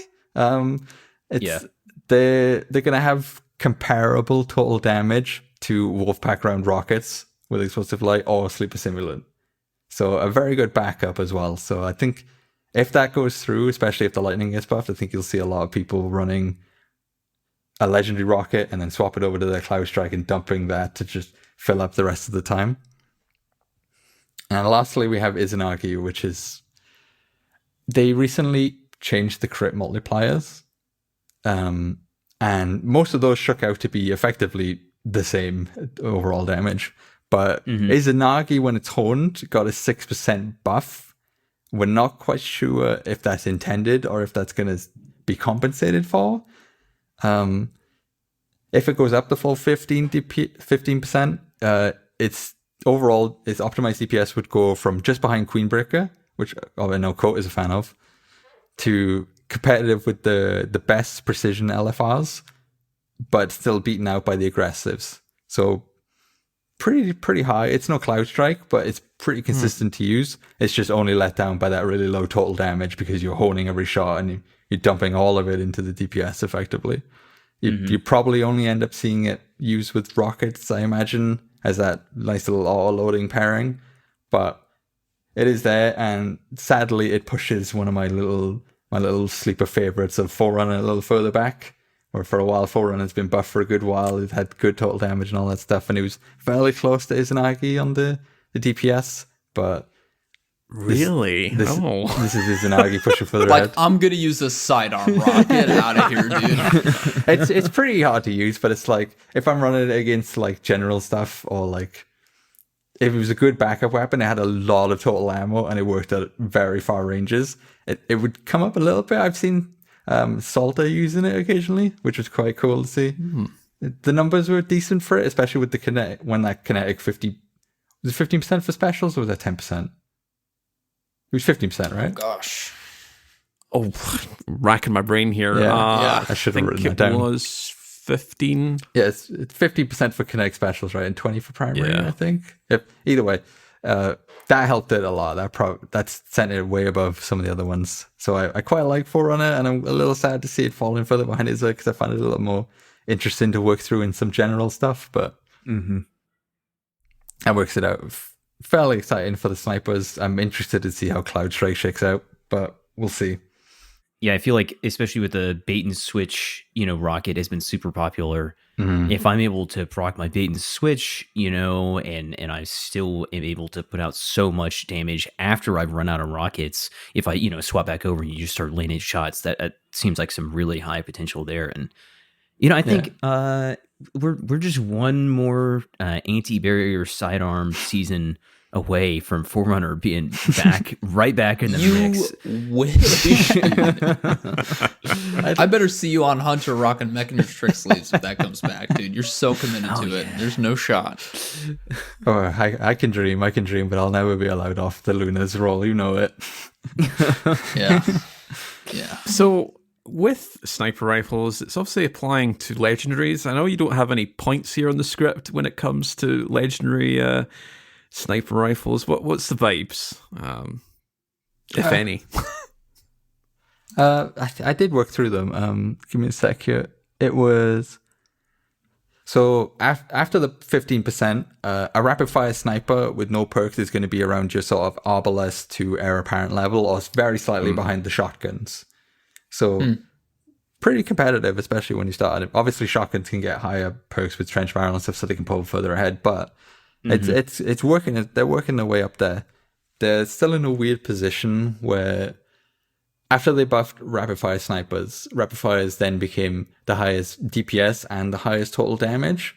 So the other frames have been really suffering. I still see quite a few people use succession and stuff for like generally because like firing and aggressive is a lot easier to manage. You don't especially with the full auto setting. If you're firing a rapid fire sniper at full auto, it's a lot of kick. It's a lot to manage. So a lot of people fall back in aggressives and that kind of stuff. But we'll see how it shakes out. And I want to stress everything I mentioned is I'm just working off the numbers and my opinions. This isn't gospel at all. The meta will shake out what it shakes out. I'm not the arbiter of that. But I feel like we'll see rapid fire snipers more and more. I think the other frames kind of suffering. We'll stop, at least until we get a better or like a more general kinetic rapid fire. We'll see a lot of succession still because it slots in nicely. It's very comfortable, that kind of thing. But maybe don't want to get too like into the weeds of like potential future changes, but like if you were to change snipers, maybe specifically to do with the exotic snipers, like let's say Whisper and Darcy, what would you do to them just to make them competitive, but not like we're also never going to go back to Destiny 1 days where you're sat in the back of the map with Icebreaker, but like thank God. Do these changes kind of replicate like okay, we're getting into like potentially good competition across the whole sandbox? So I'm going to push against the ever-present requests of converting them to special weapons.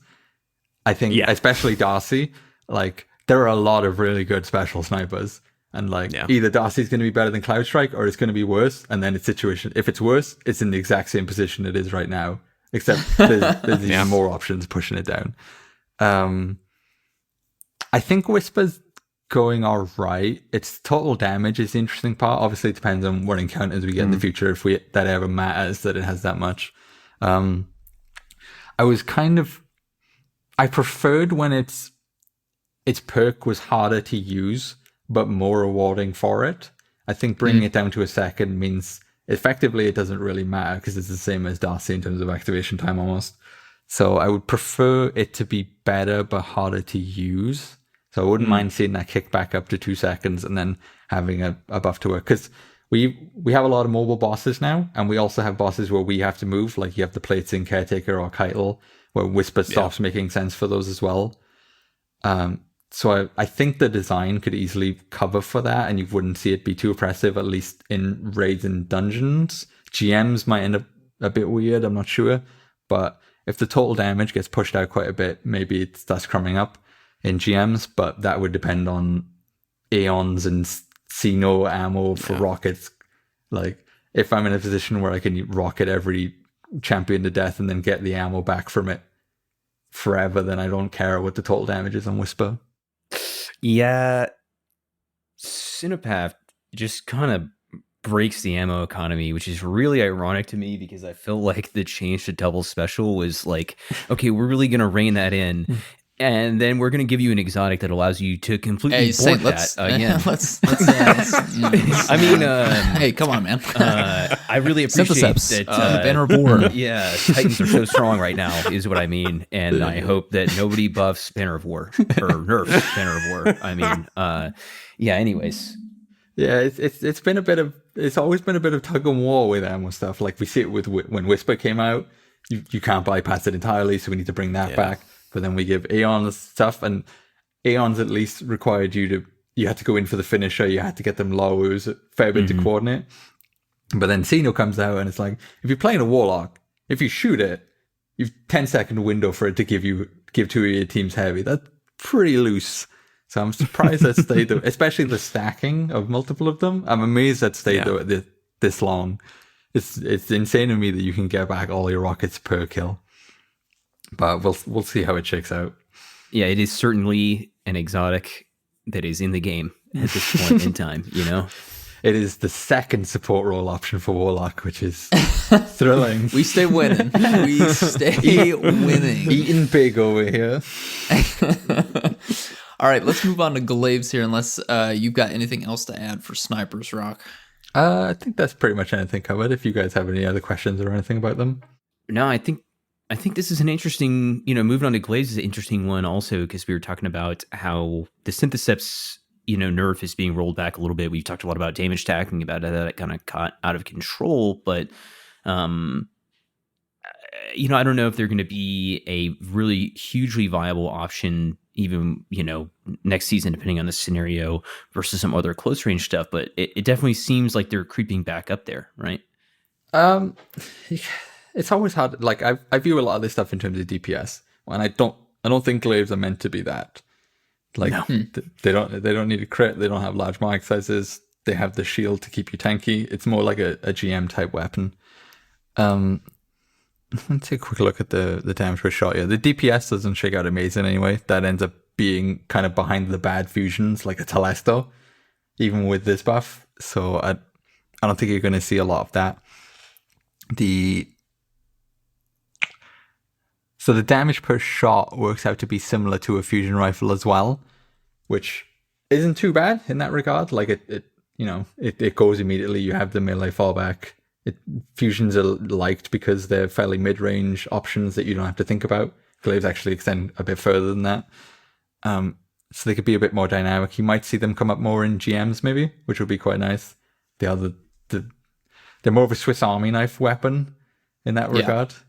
So fingers crossed for them. The exception, of course, being Winter Bite, which is a bit of a strange one. That's getting it's listed as having a 25% detonation damage buff, and it's not clear whether it gets the projectile buff, but they reworked it shortly after release, and it doesn't have impact damage anymore. It just has the detonation. So my assumption is it's a custom thing to make it get that 25% buff, at least for itself.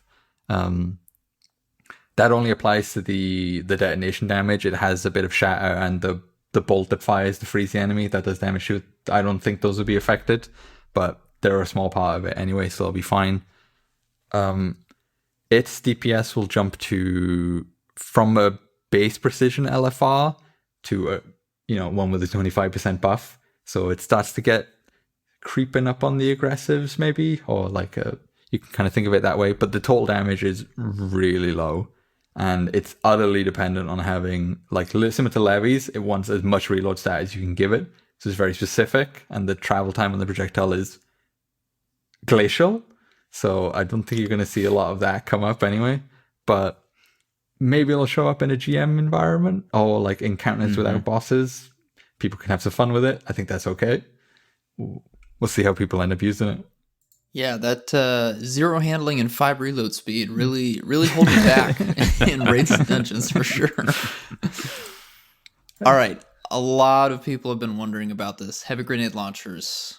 What's going on, Rock? Are we getting a heavy? Is it finally time? We thought it was time when Adept Wendigo was on the horizon, but is it actually time? Is this massive reserve? Sorry, what is the word they use? Substantial? Is that what we heard? Well, what's it gonna substantial take, reserves buff? Like what possibly could happen to heavy grenade launchers to make them worthwhile? Okay, so I want to first take a look at the archetypes. There's oftentimes I'll hear a lot of people like they'll look at a new GL come out, and I hear a lot of people say, "Oh, it's rapid fire. That's the bad one. I shouldn't think about it." I'm not quite sure why that stuck around as long. Once they reworked them years ago, I think this was around Beyond Light or Shadowkeep era, to be pretty similar to each other. In as far as generator is concerned, with our baseline setup, adapters are about 13.5% ahead, and they have about the same total damage. I think the adaptive ahead is because we have Lunafactions and a loader mod, so we have 100 reload stat, and I think we're pretty much hitting the reload cap. So the intrinsic alloy of rapid fires doesn't apply as much, or at least it isn't benefiting them. They have, at least as far as my testing, they have the same reload time. So they might be ahead because of that specific setup, which is the raid setup, but outside of that, I think you can think of them effectively the same. Like, you reload more with the rapid fire, but that ends up working out pretty well for it anyway with the RPM increase. So currently Wendigo's the go-to, so I'll stay with that. It's having 6 stacks of explosive light gives it equal DPS to an aggressive or adaptive rocket launcher with explosive light and Wolfpack rounds, but the rocket is 50% ahead for total damage. 5-0. Huge difference. Bumping that up to 9 stacks of explosive light, which is what you get with you start with 6, you drop a well, you have 3 orbs around you, that gets you up to 9. Pretty easy setup. That puts the GL about 7% ahead on DPS, but the rocket is still 44% ahead on total damage. And I think generally people find rockets easy to use because you only have to hit anywhere between 7 and 10 shots rather than 19 to 23 of them. They also fly straight. You don't have to compensate for an arc. Yep. And you don't really have recoil. So pretty easy to use comparatively. Now, they say substantial reserves, but I'm not quite sure how to take that, but I had a few examples lined up for you. So if let's say they add 5 to the adaptives, to the Wendigo. So it goes up to 24. The total damage deficit drops to 20% relative to that explosive light Wolfpack round rocket. And 14% if you have 9 stacks of explosive light for the GL. Unfortunately, it actually reduces their average DPS because you have more grenades that aren't buffed by explosive light. And at this point, a frenzy on the same GL starts to catch up with the 6 stacks, and the 9 stack of explosive light GL is only ahead of the rocket DPS by 2%. So that's assuming your reload obviously rockets have reload canceling too, but it's like there's a lot of things that have to go right for a 2% difference. Nobody's going to do that.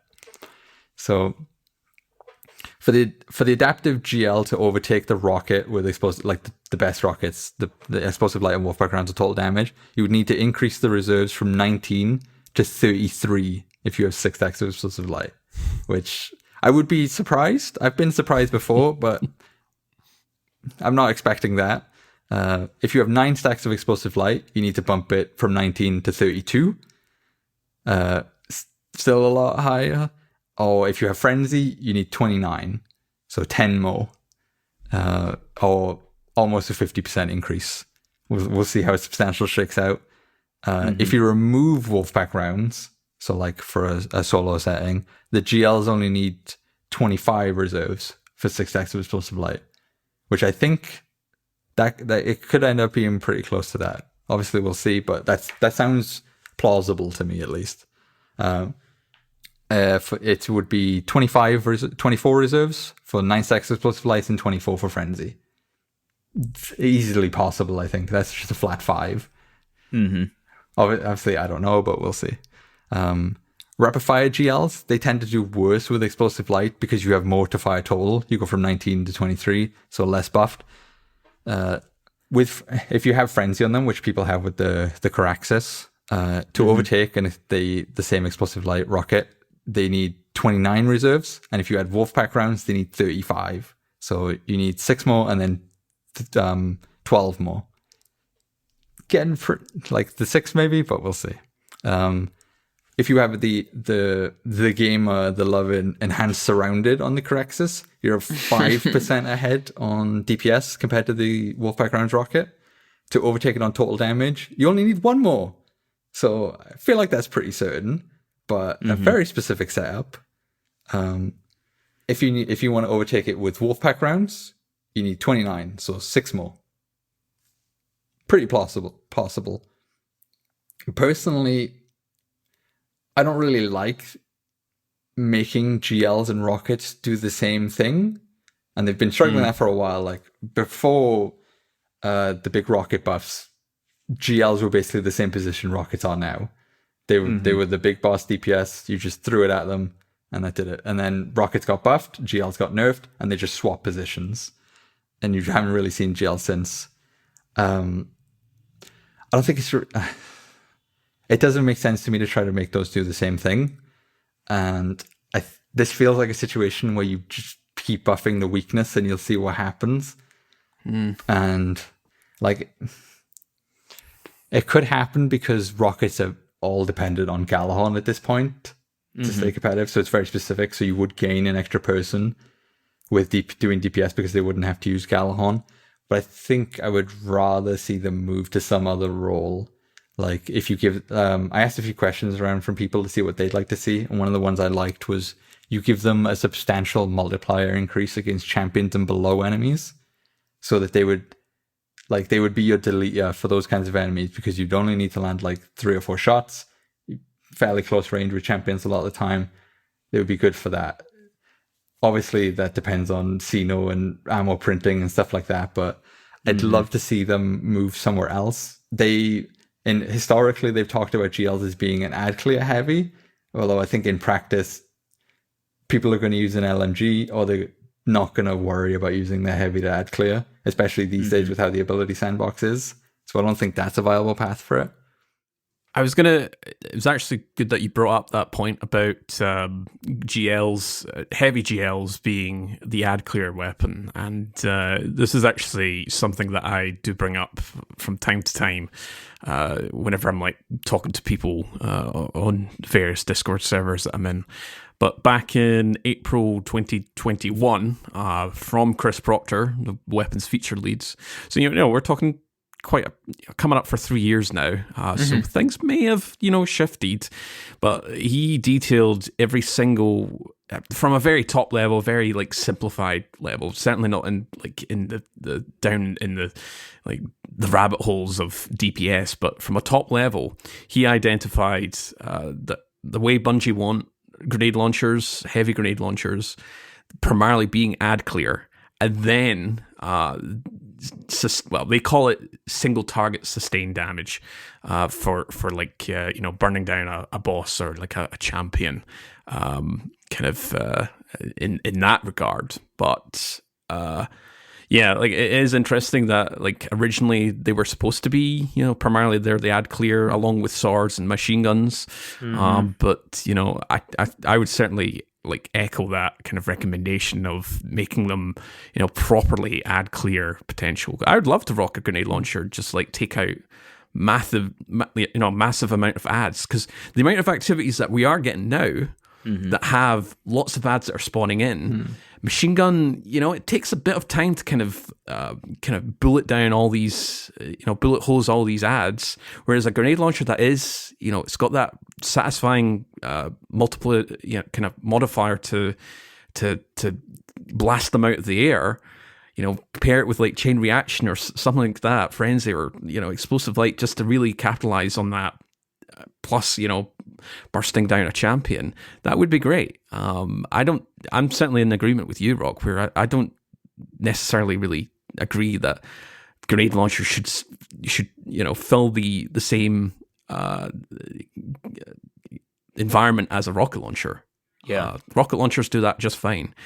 And how can they with no Galahorn, right? Yeah. As long as grenade launchers, unless they are gonna completely rework the Prospector to buff grenade launchers the way that Gjallarhorn does. Hell yeah. It's just never going to happen, right? There's can we never cut going to be Saints, a Mike? scenario. Yeah. I would think that the champion, counter would be good too, because it's a really easy way for you to have explosive light up like all the time. Because if I'm just like shooting off like 3 shots from my GL at a time and I'm, churning through this GM, the odds are that it's going to be really easy for me to pick up like a few more orbs off the ground as I move forward. And you could, essentially have so high of an uptime that every time I shoot off 4 shots at a champion or whatever my target may be, that I'm, an incredibly high percentage of that time I'm going to have explosive light up, because I'm usually only using a single mag at a time rather than trying to just dump my ammo. Yeah, again, unless they want to rework Prospector, which is cool by me, but probably a lot of effort and would be really upsetting to some people, It would be quite annoying to have to add another Gjallarhorn to the simulation, I'll be honest with you. Yeah, well, they just really wanted to make sure that they could give you a full season's, worth of work here with inconsistency and impact damage numbers. Maybe we could actually add on like some sort of cluster bombs to grenade launchers just to make sure that it's randomized a little bit, and extremely hard to quantify, right? Oh yeah, I think I left my oven on. Actually, I gotta go.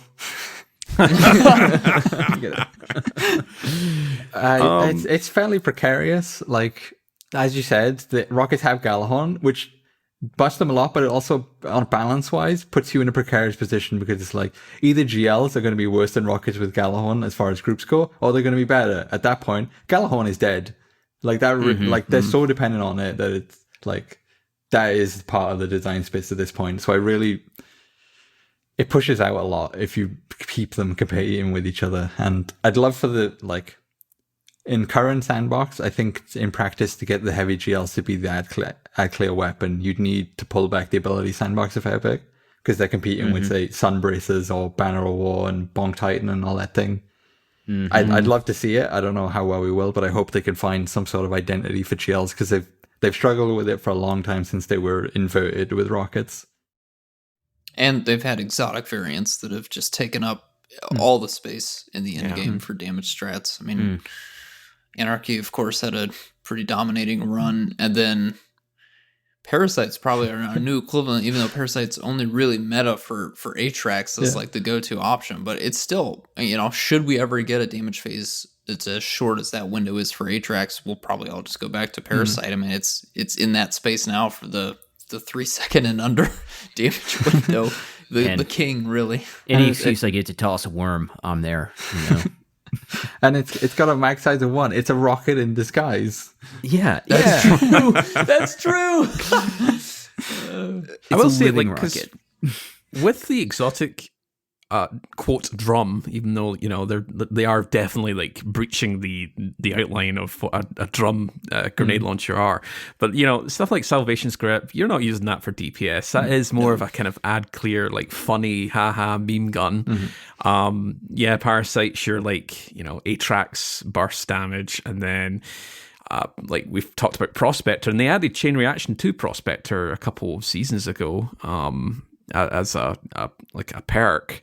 So like they're certainly like going down the route of, at least with heavy exotic GLs, most of them are curated towards that ad clear potential. We know that Colony's getting a some sort of thing update after languishing the new for Oh god, it has the that's seekers. Right.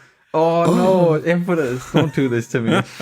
All the grenade launchers are getting little robot What if the seekers seekers come to the players and then you get a damage buff for your heavy grenade launcher, boys? I think I just figured out how we're going to be the witness. No, not the Colony.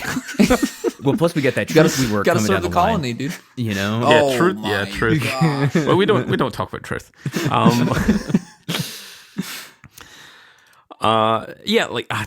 Just to kind of round things off here in regards to grenade launchers, I think that would be a really to them to play into the ad clear role. I think I would use grenade launchers, heavy GLs, if they played into ad clearing potential a lot more than they currently are.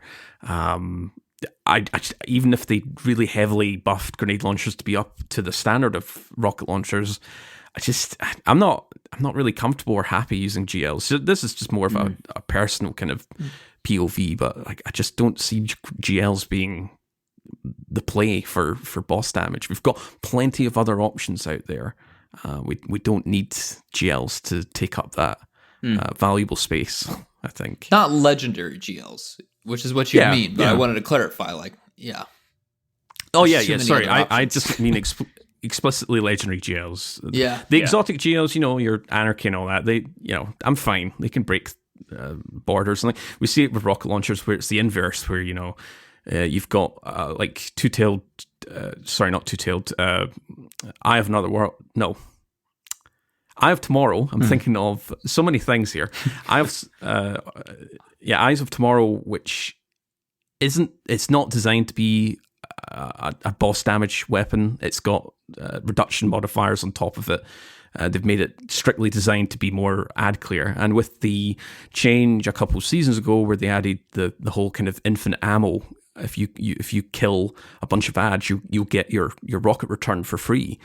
It's the same thing. Like we can see the inverse for GLs where they are good for boss damage, but right now they're just not good for anything. So Salvation Script's funny. Yeah, we'll go with that word. It's funny. Let's kind of round things out here. We got some Q&A. I actually patrons. skipped Sorry, you over a got something? section I was hoping to finish with, if that's okay. Oh, no, go ahead. Go ahead. I mentioned I wanted to cover the first frame advantage and stuff. So there's a few things to be wary of with simulations like this. So when you want to think about DPS, you have to start counting from a certain point.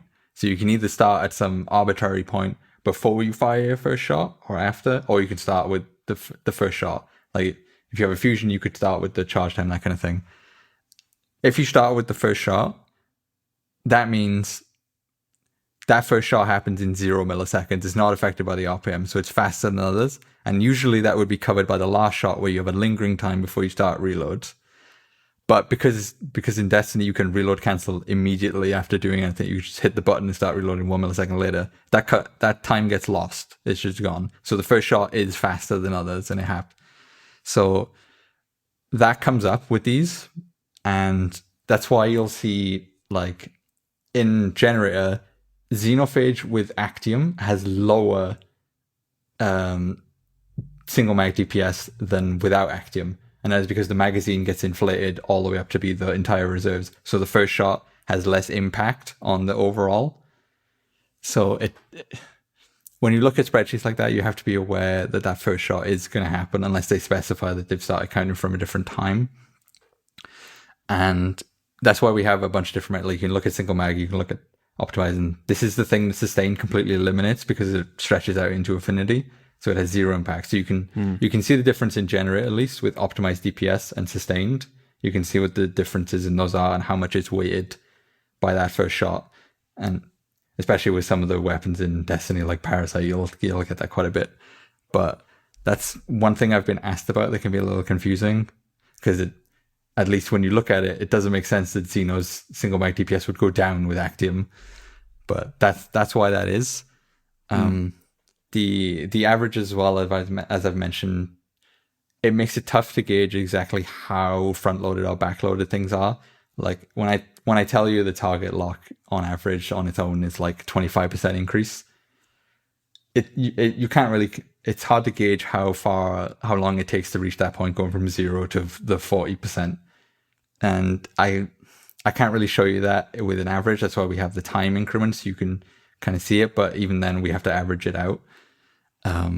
So that's something that you kind of have to feel out, or you can watch videos on it, that kind of thing. It's something simulations struggle with. And like, depending on how complex you want to make the simulation, I've thought about this previously, but stuff like bait and switch, really hard to simulate because I don't know what your handling is. I could try to figure out the handling formulas, build that into the spreadsheet and give you options for that. That's not going to be used by a lot of people. I'm going to have to be constantly checking it and updating that, and it's a lot more work than I want to. when we actually first started, I had a specific entry for Izanagi plus this rocket, just to give people a sense. We had that for a couple of years, and it kept coming up. People kept wanting it to be expanded, and we thought it set an example that it could be done, and we didn't really like that. And also, I don't know, I just couldn't guarantee that, so we ended up just cutting that out and being clear this is single weapons only, because it makes it manageable. It's already takes a good while to update and rerun the timelines with how complex the spreadsheet is before I add in a whole bunch of handling formulas and giving you options to tick multiple things. And support weapons like Galahorn, it's hard to gauge because it's a detriment to your team in that regard, where the one person is doing like 25% less DPS compared to other rockets, but it's buffing others. So it's kind of hard to get a sense of that. You get some people are doing more specific work for this and handling, like Aegis' work is heavily focused into that. And that's his thing. It's a narrower scope, but it's focused on those specific interactions, which is helpful to cover the gaps like that. But with simulations, you're really limited by the scope you want to take and what's manageable. And I think me and Co have talked about this previously, but updating these and maintaining them is the hard part. So you want to be realistic with your scope, and if you're going to do this kind of thing, and just keep in mind you're going to be expected to keep this going for a long time before people start to rely on it and get used to it. And it's pretty easy to get going, but it's a lot of things to juggle and that kind of thing. But yeah, those are the things I wanted people to be wary of with simulations. I think overall they shake out to be the preferred option compared to other methods, but those are the things they're weakest at. It's funny that you mentioned that handling there, because I remember talking to Lego a long time ago, and he was like, well, why would you value handling in PvE? And I was like, dude, the handling is DPS. And Lego was like, what are you talking about right now? It's a dump stab, dude. What are you talking about? Now, you've pitched to my preference here, because I'm a lover of steady hands frenzy on any weapon I can get, because it buffs the exotics. I love it when Izanagi suddenly has snapshot and quick draw on it. The game feel of that is amazing. But it's such a, like, I need frenzy to be there, because otherwise I hate this weapon that I'm firing, because it has no reload perk or anything. But that combo is beautiful. I hope it comes up more. Chris, if you're listening, please put that combo on more weapons. All right, Rock, come on, man. Let's not. He's buffing the heavy GLs. We'll see how they are. Yeah, calm down. Take what we can get, okay? I think this goes right into another point that you just mentioned. So now, I didn't mean to cut you off there earlier, but now we jump into a little Q&A, and this is super relevant for the point that you're just making about single weapons. The first question here is from Adams Down Boy. What variables are you taking into account, and how do you arrive at some standard values for your calculations? An example he gives here, particularly for damage traits like a bait and switch, which require a period of lesser damage and swapping before you can proc the damage boost up. On your heavy weapon, frenzy, that might take some time to kind of warm up, or traits like target lock and focus fury.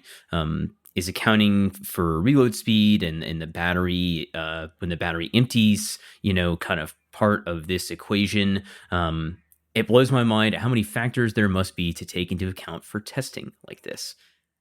So first of all, shout outs to a fellow Welshman. Love to see it. So we tend to take it on a case-by-case basis. For bait and switch, there are so many different variables that you could be running anything. So we just give you, this is 35%. It is what it is. I can't simulate that. For stuff like frenzy, it's pretty easy to keep that up for a lot of encounters where you would use frenzy. Like if you have 15 seconds where there's nothing there in the boss there, you're just not going to use frenzy, I don't think. So we just tell you that's what it is, and if there are other ads, you will do what you can to keep that active. So that's the 15%. But for target lock, I went into the weeds a little bit on that one, because it's going to be variable no matter what you do. So for that one, I had a whole bunch of weapons. I took them to Savathun at Mossy's recommendation, because that's the highest number, and fired it at her with all the buffs so that it would be the highest numbers possible, and just hit a recording and just counted every bullet individually, wrote down every number, did that for small mags like ARs, SMGs, and then the big ones with the retrofit with the 4 times the charm. Oh my gosh. I managed to work around that by just having Actium refill it so I could keep it going. and not have to worry about critting it, thankfully. Shout out to Titans dude, for that the one bullets, thing. the number of bullets. So I would just go until I saw I hit the cap, and then I would just count every bullet individually, write into a big spreadsheet, work with Mossy to try to figure out the exact formula. But at least when I started that, I could see that it was always averaging 25% on its own. So I think it was designed to hit that. And then the others, I would hit 4 times the charm. It would be around 30%. I could set it to that per mag and just work it out. And then we have a custom thing for retrofit where I just set it to be what it is on that actual specific roll.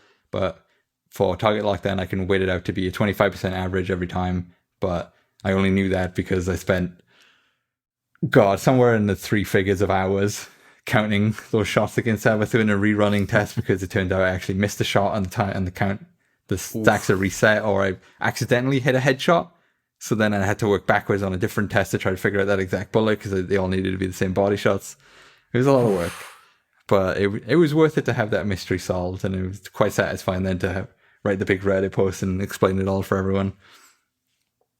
But yeah, so basically case by case basis, and for a lot of them we just tell you this is what it is, and if you need anything more specific, someone like Aegis might have you covered, or try to figure it out on your own, because I can't cover every single handling possibility for bait and switch, sadly.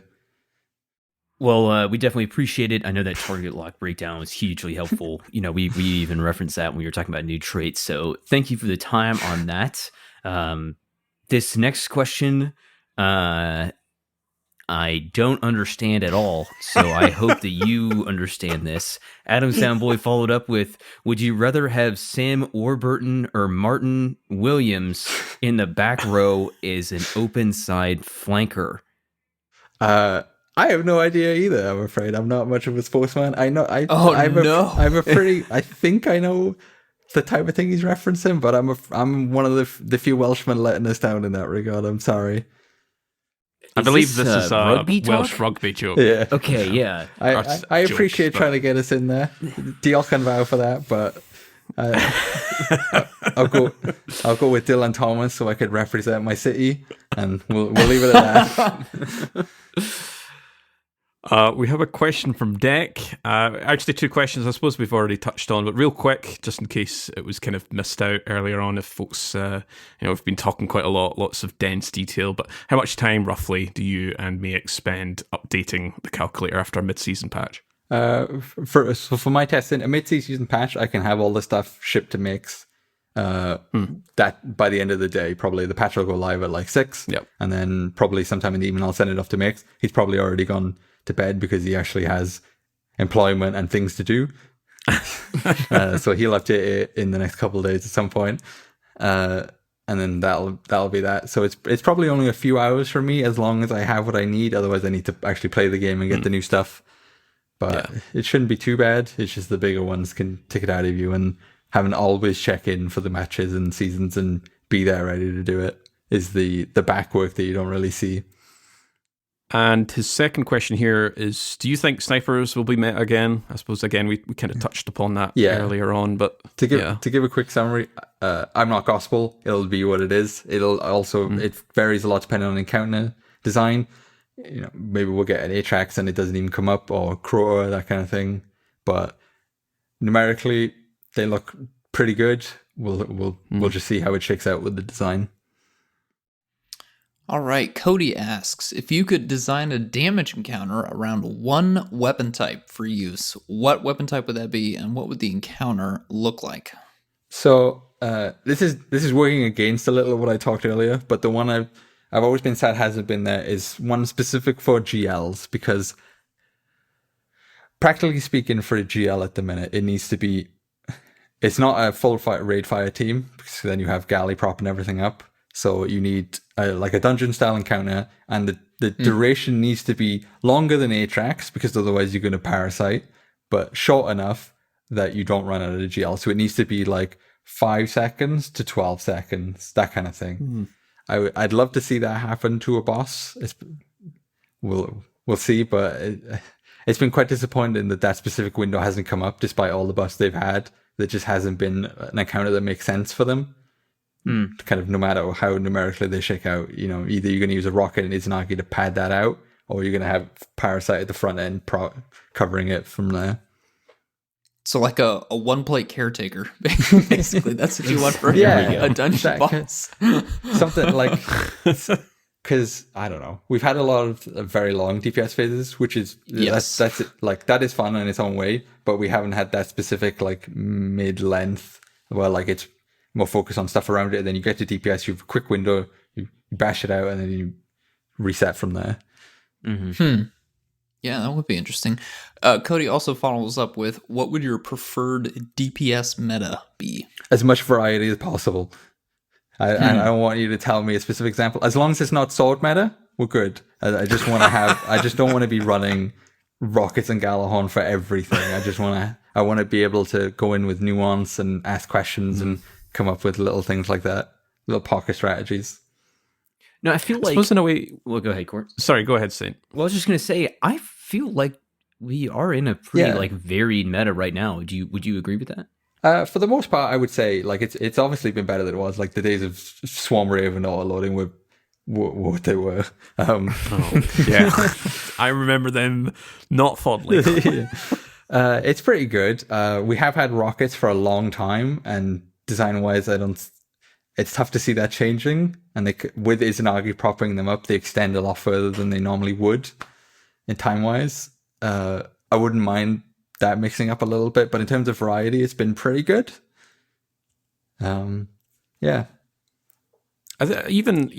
What I was going to just say what Saint said there, but just to kind of expand on that, even within the archetypes, the types of weapons, we see a little bit of variation as well, like even like variation of exotic weapons. Like we've brought up Ghost of the Deep Dungeon quite a lot here, but like within Ektar's damage phase, you can use a fair varied amount of weapons in there, but like you can even Legend of Acria is seeing some usage is big thumbs up from me, and I know from experience it's also a big thumbs up from you, Rock. Yes, but like I think we're in a really good spot in terms of varied sandbox. Not every encounter has to be the same, and not every encounter is the same. Across various amount of activities that we've been playing. Obviously, it's more kind of specifically related to dungeons and raids, but even for like GMs, nothing's really kind of off the table.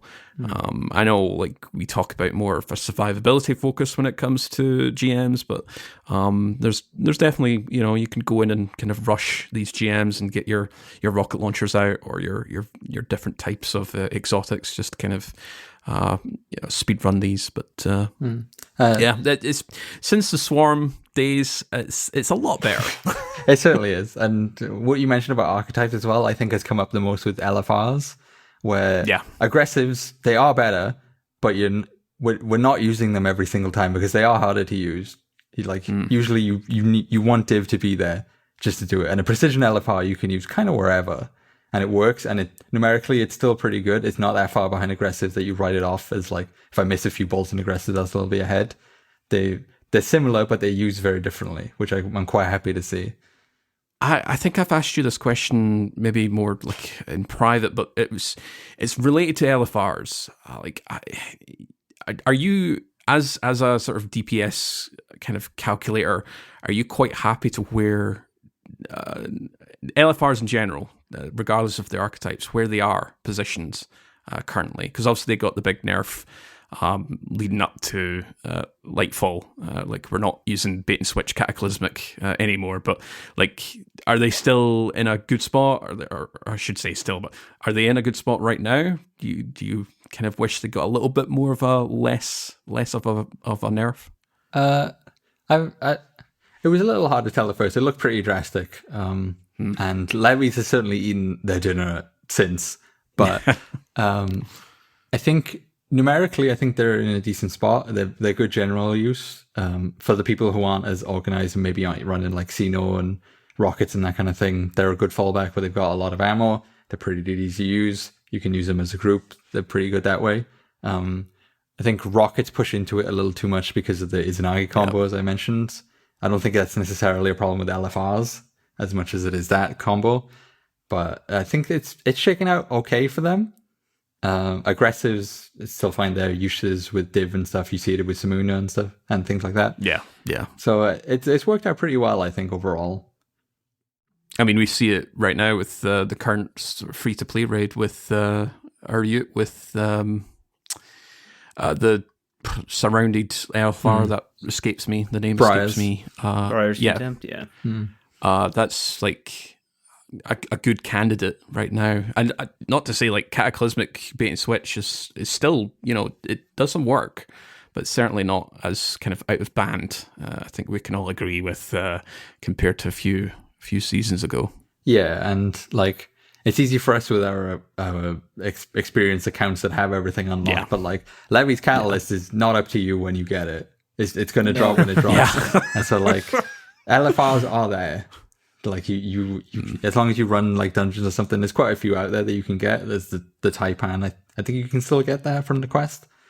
Like it's a valid option that you can use pretty early off the ground. And Levy's Catalyst used to take quite a long time, and also you'll get it when you get it, and that's not up to you. So yeah, I think that's something that we try to talk about, or we try to keep in mind when we were doing weapon reviews of like, what is the biggest competitor for the thing that we're reviewing, and how hard is it to acquire that thing? Which, yeah, to your point of your perspective is probably very different coming back into the game, or trying to jump into the game at this point, and what can you like reasonably acquire within like, you know, maybe 20-ish, 30 hours of gameplay, versus something to your point of, yeah, this weapon is great if your RNG is super good and you've gotten this unlocked and grounded in an hour already. Okay, we got a couple more to round out the episode here.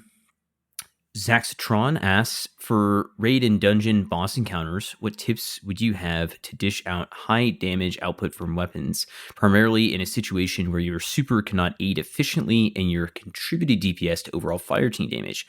The example they had here is running Sunbreaker in an encounter where you're damage to the boss from afar because running Striker with Curious doesn't offer sufficient survivability.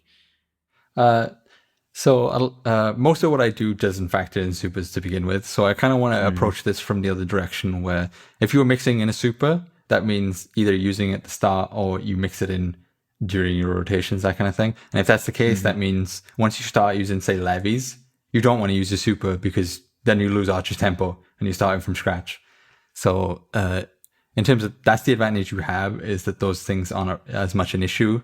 A lot of people do use supers right at the start anyway. So it doesn't, in practice, I don't think it changes too much.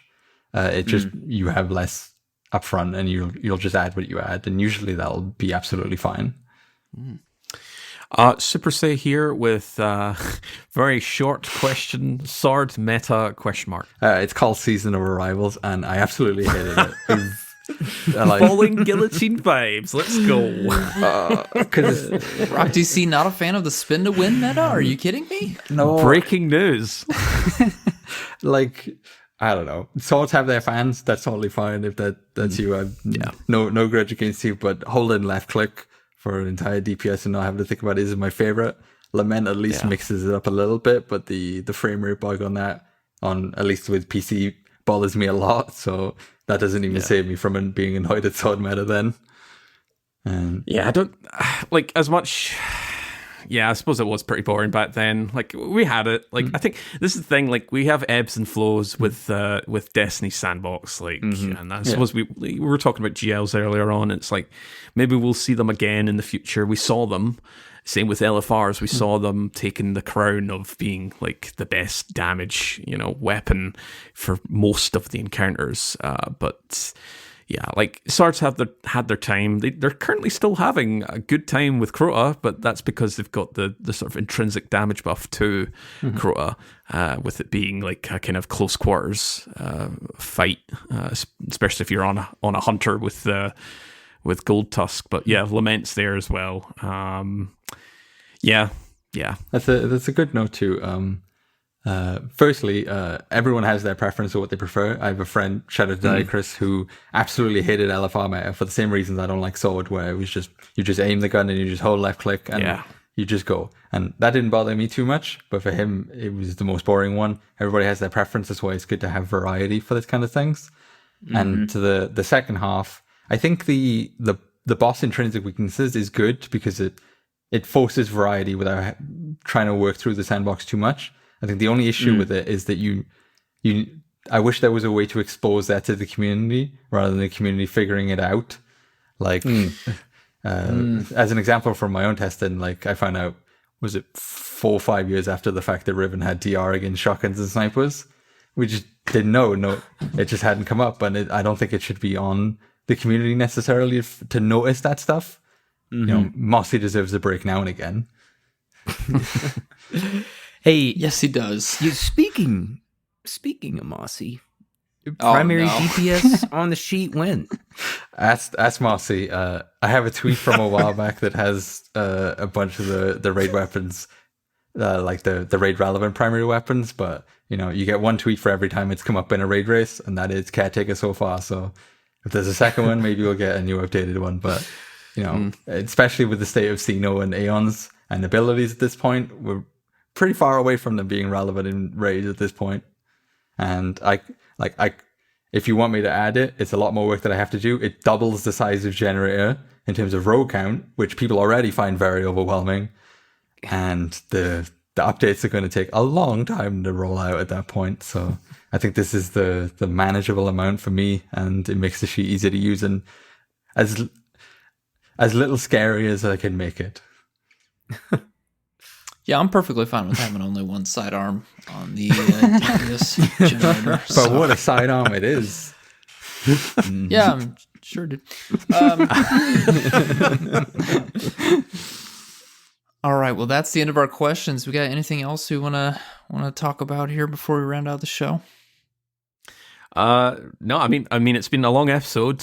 We haven't done one of these kind of omega-sized episodes for a while, at least over 2.5 hours. But like, I think it's well warranted.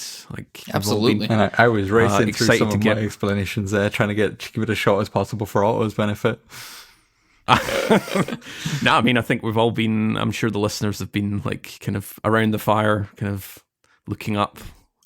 I think speak for the three of us. Like, we've certainly been looking forward to do an episode like this, just getting a community member on and just talking about a subject like, you know, we're aware of DPS.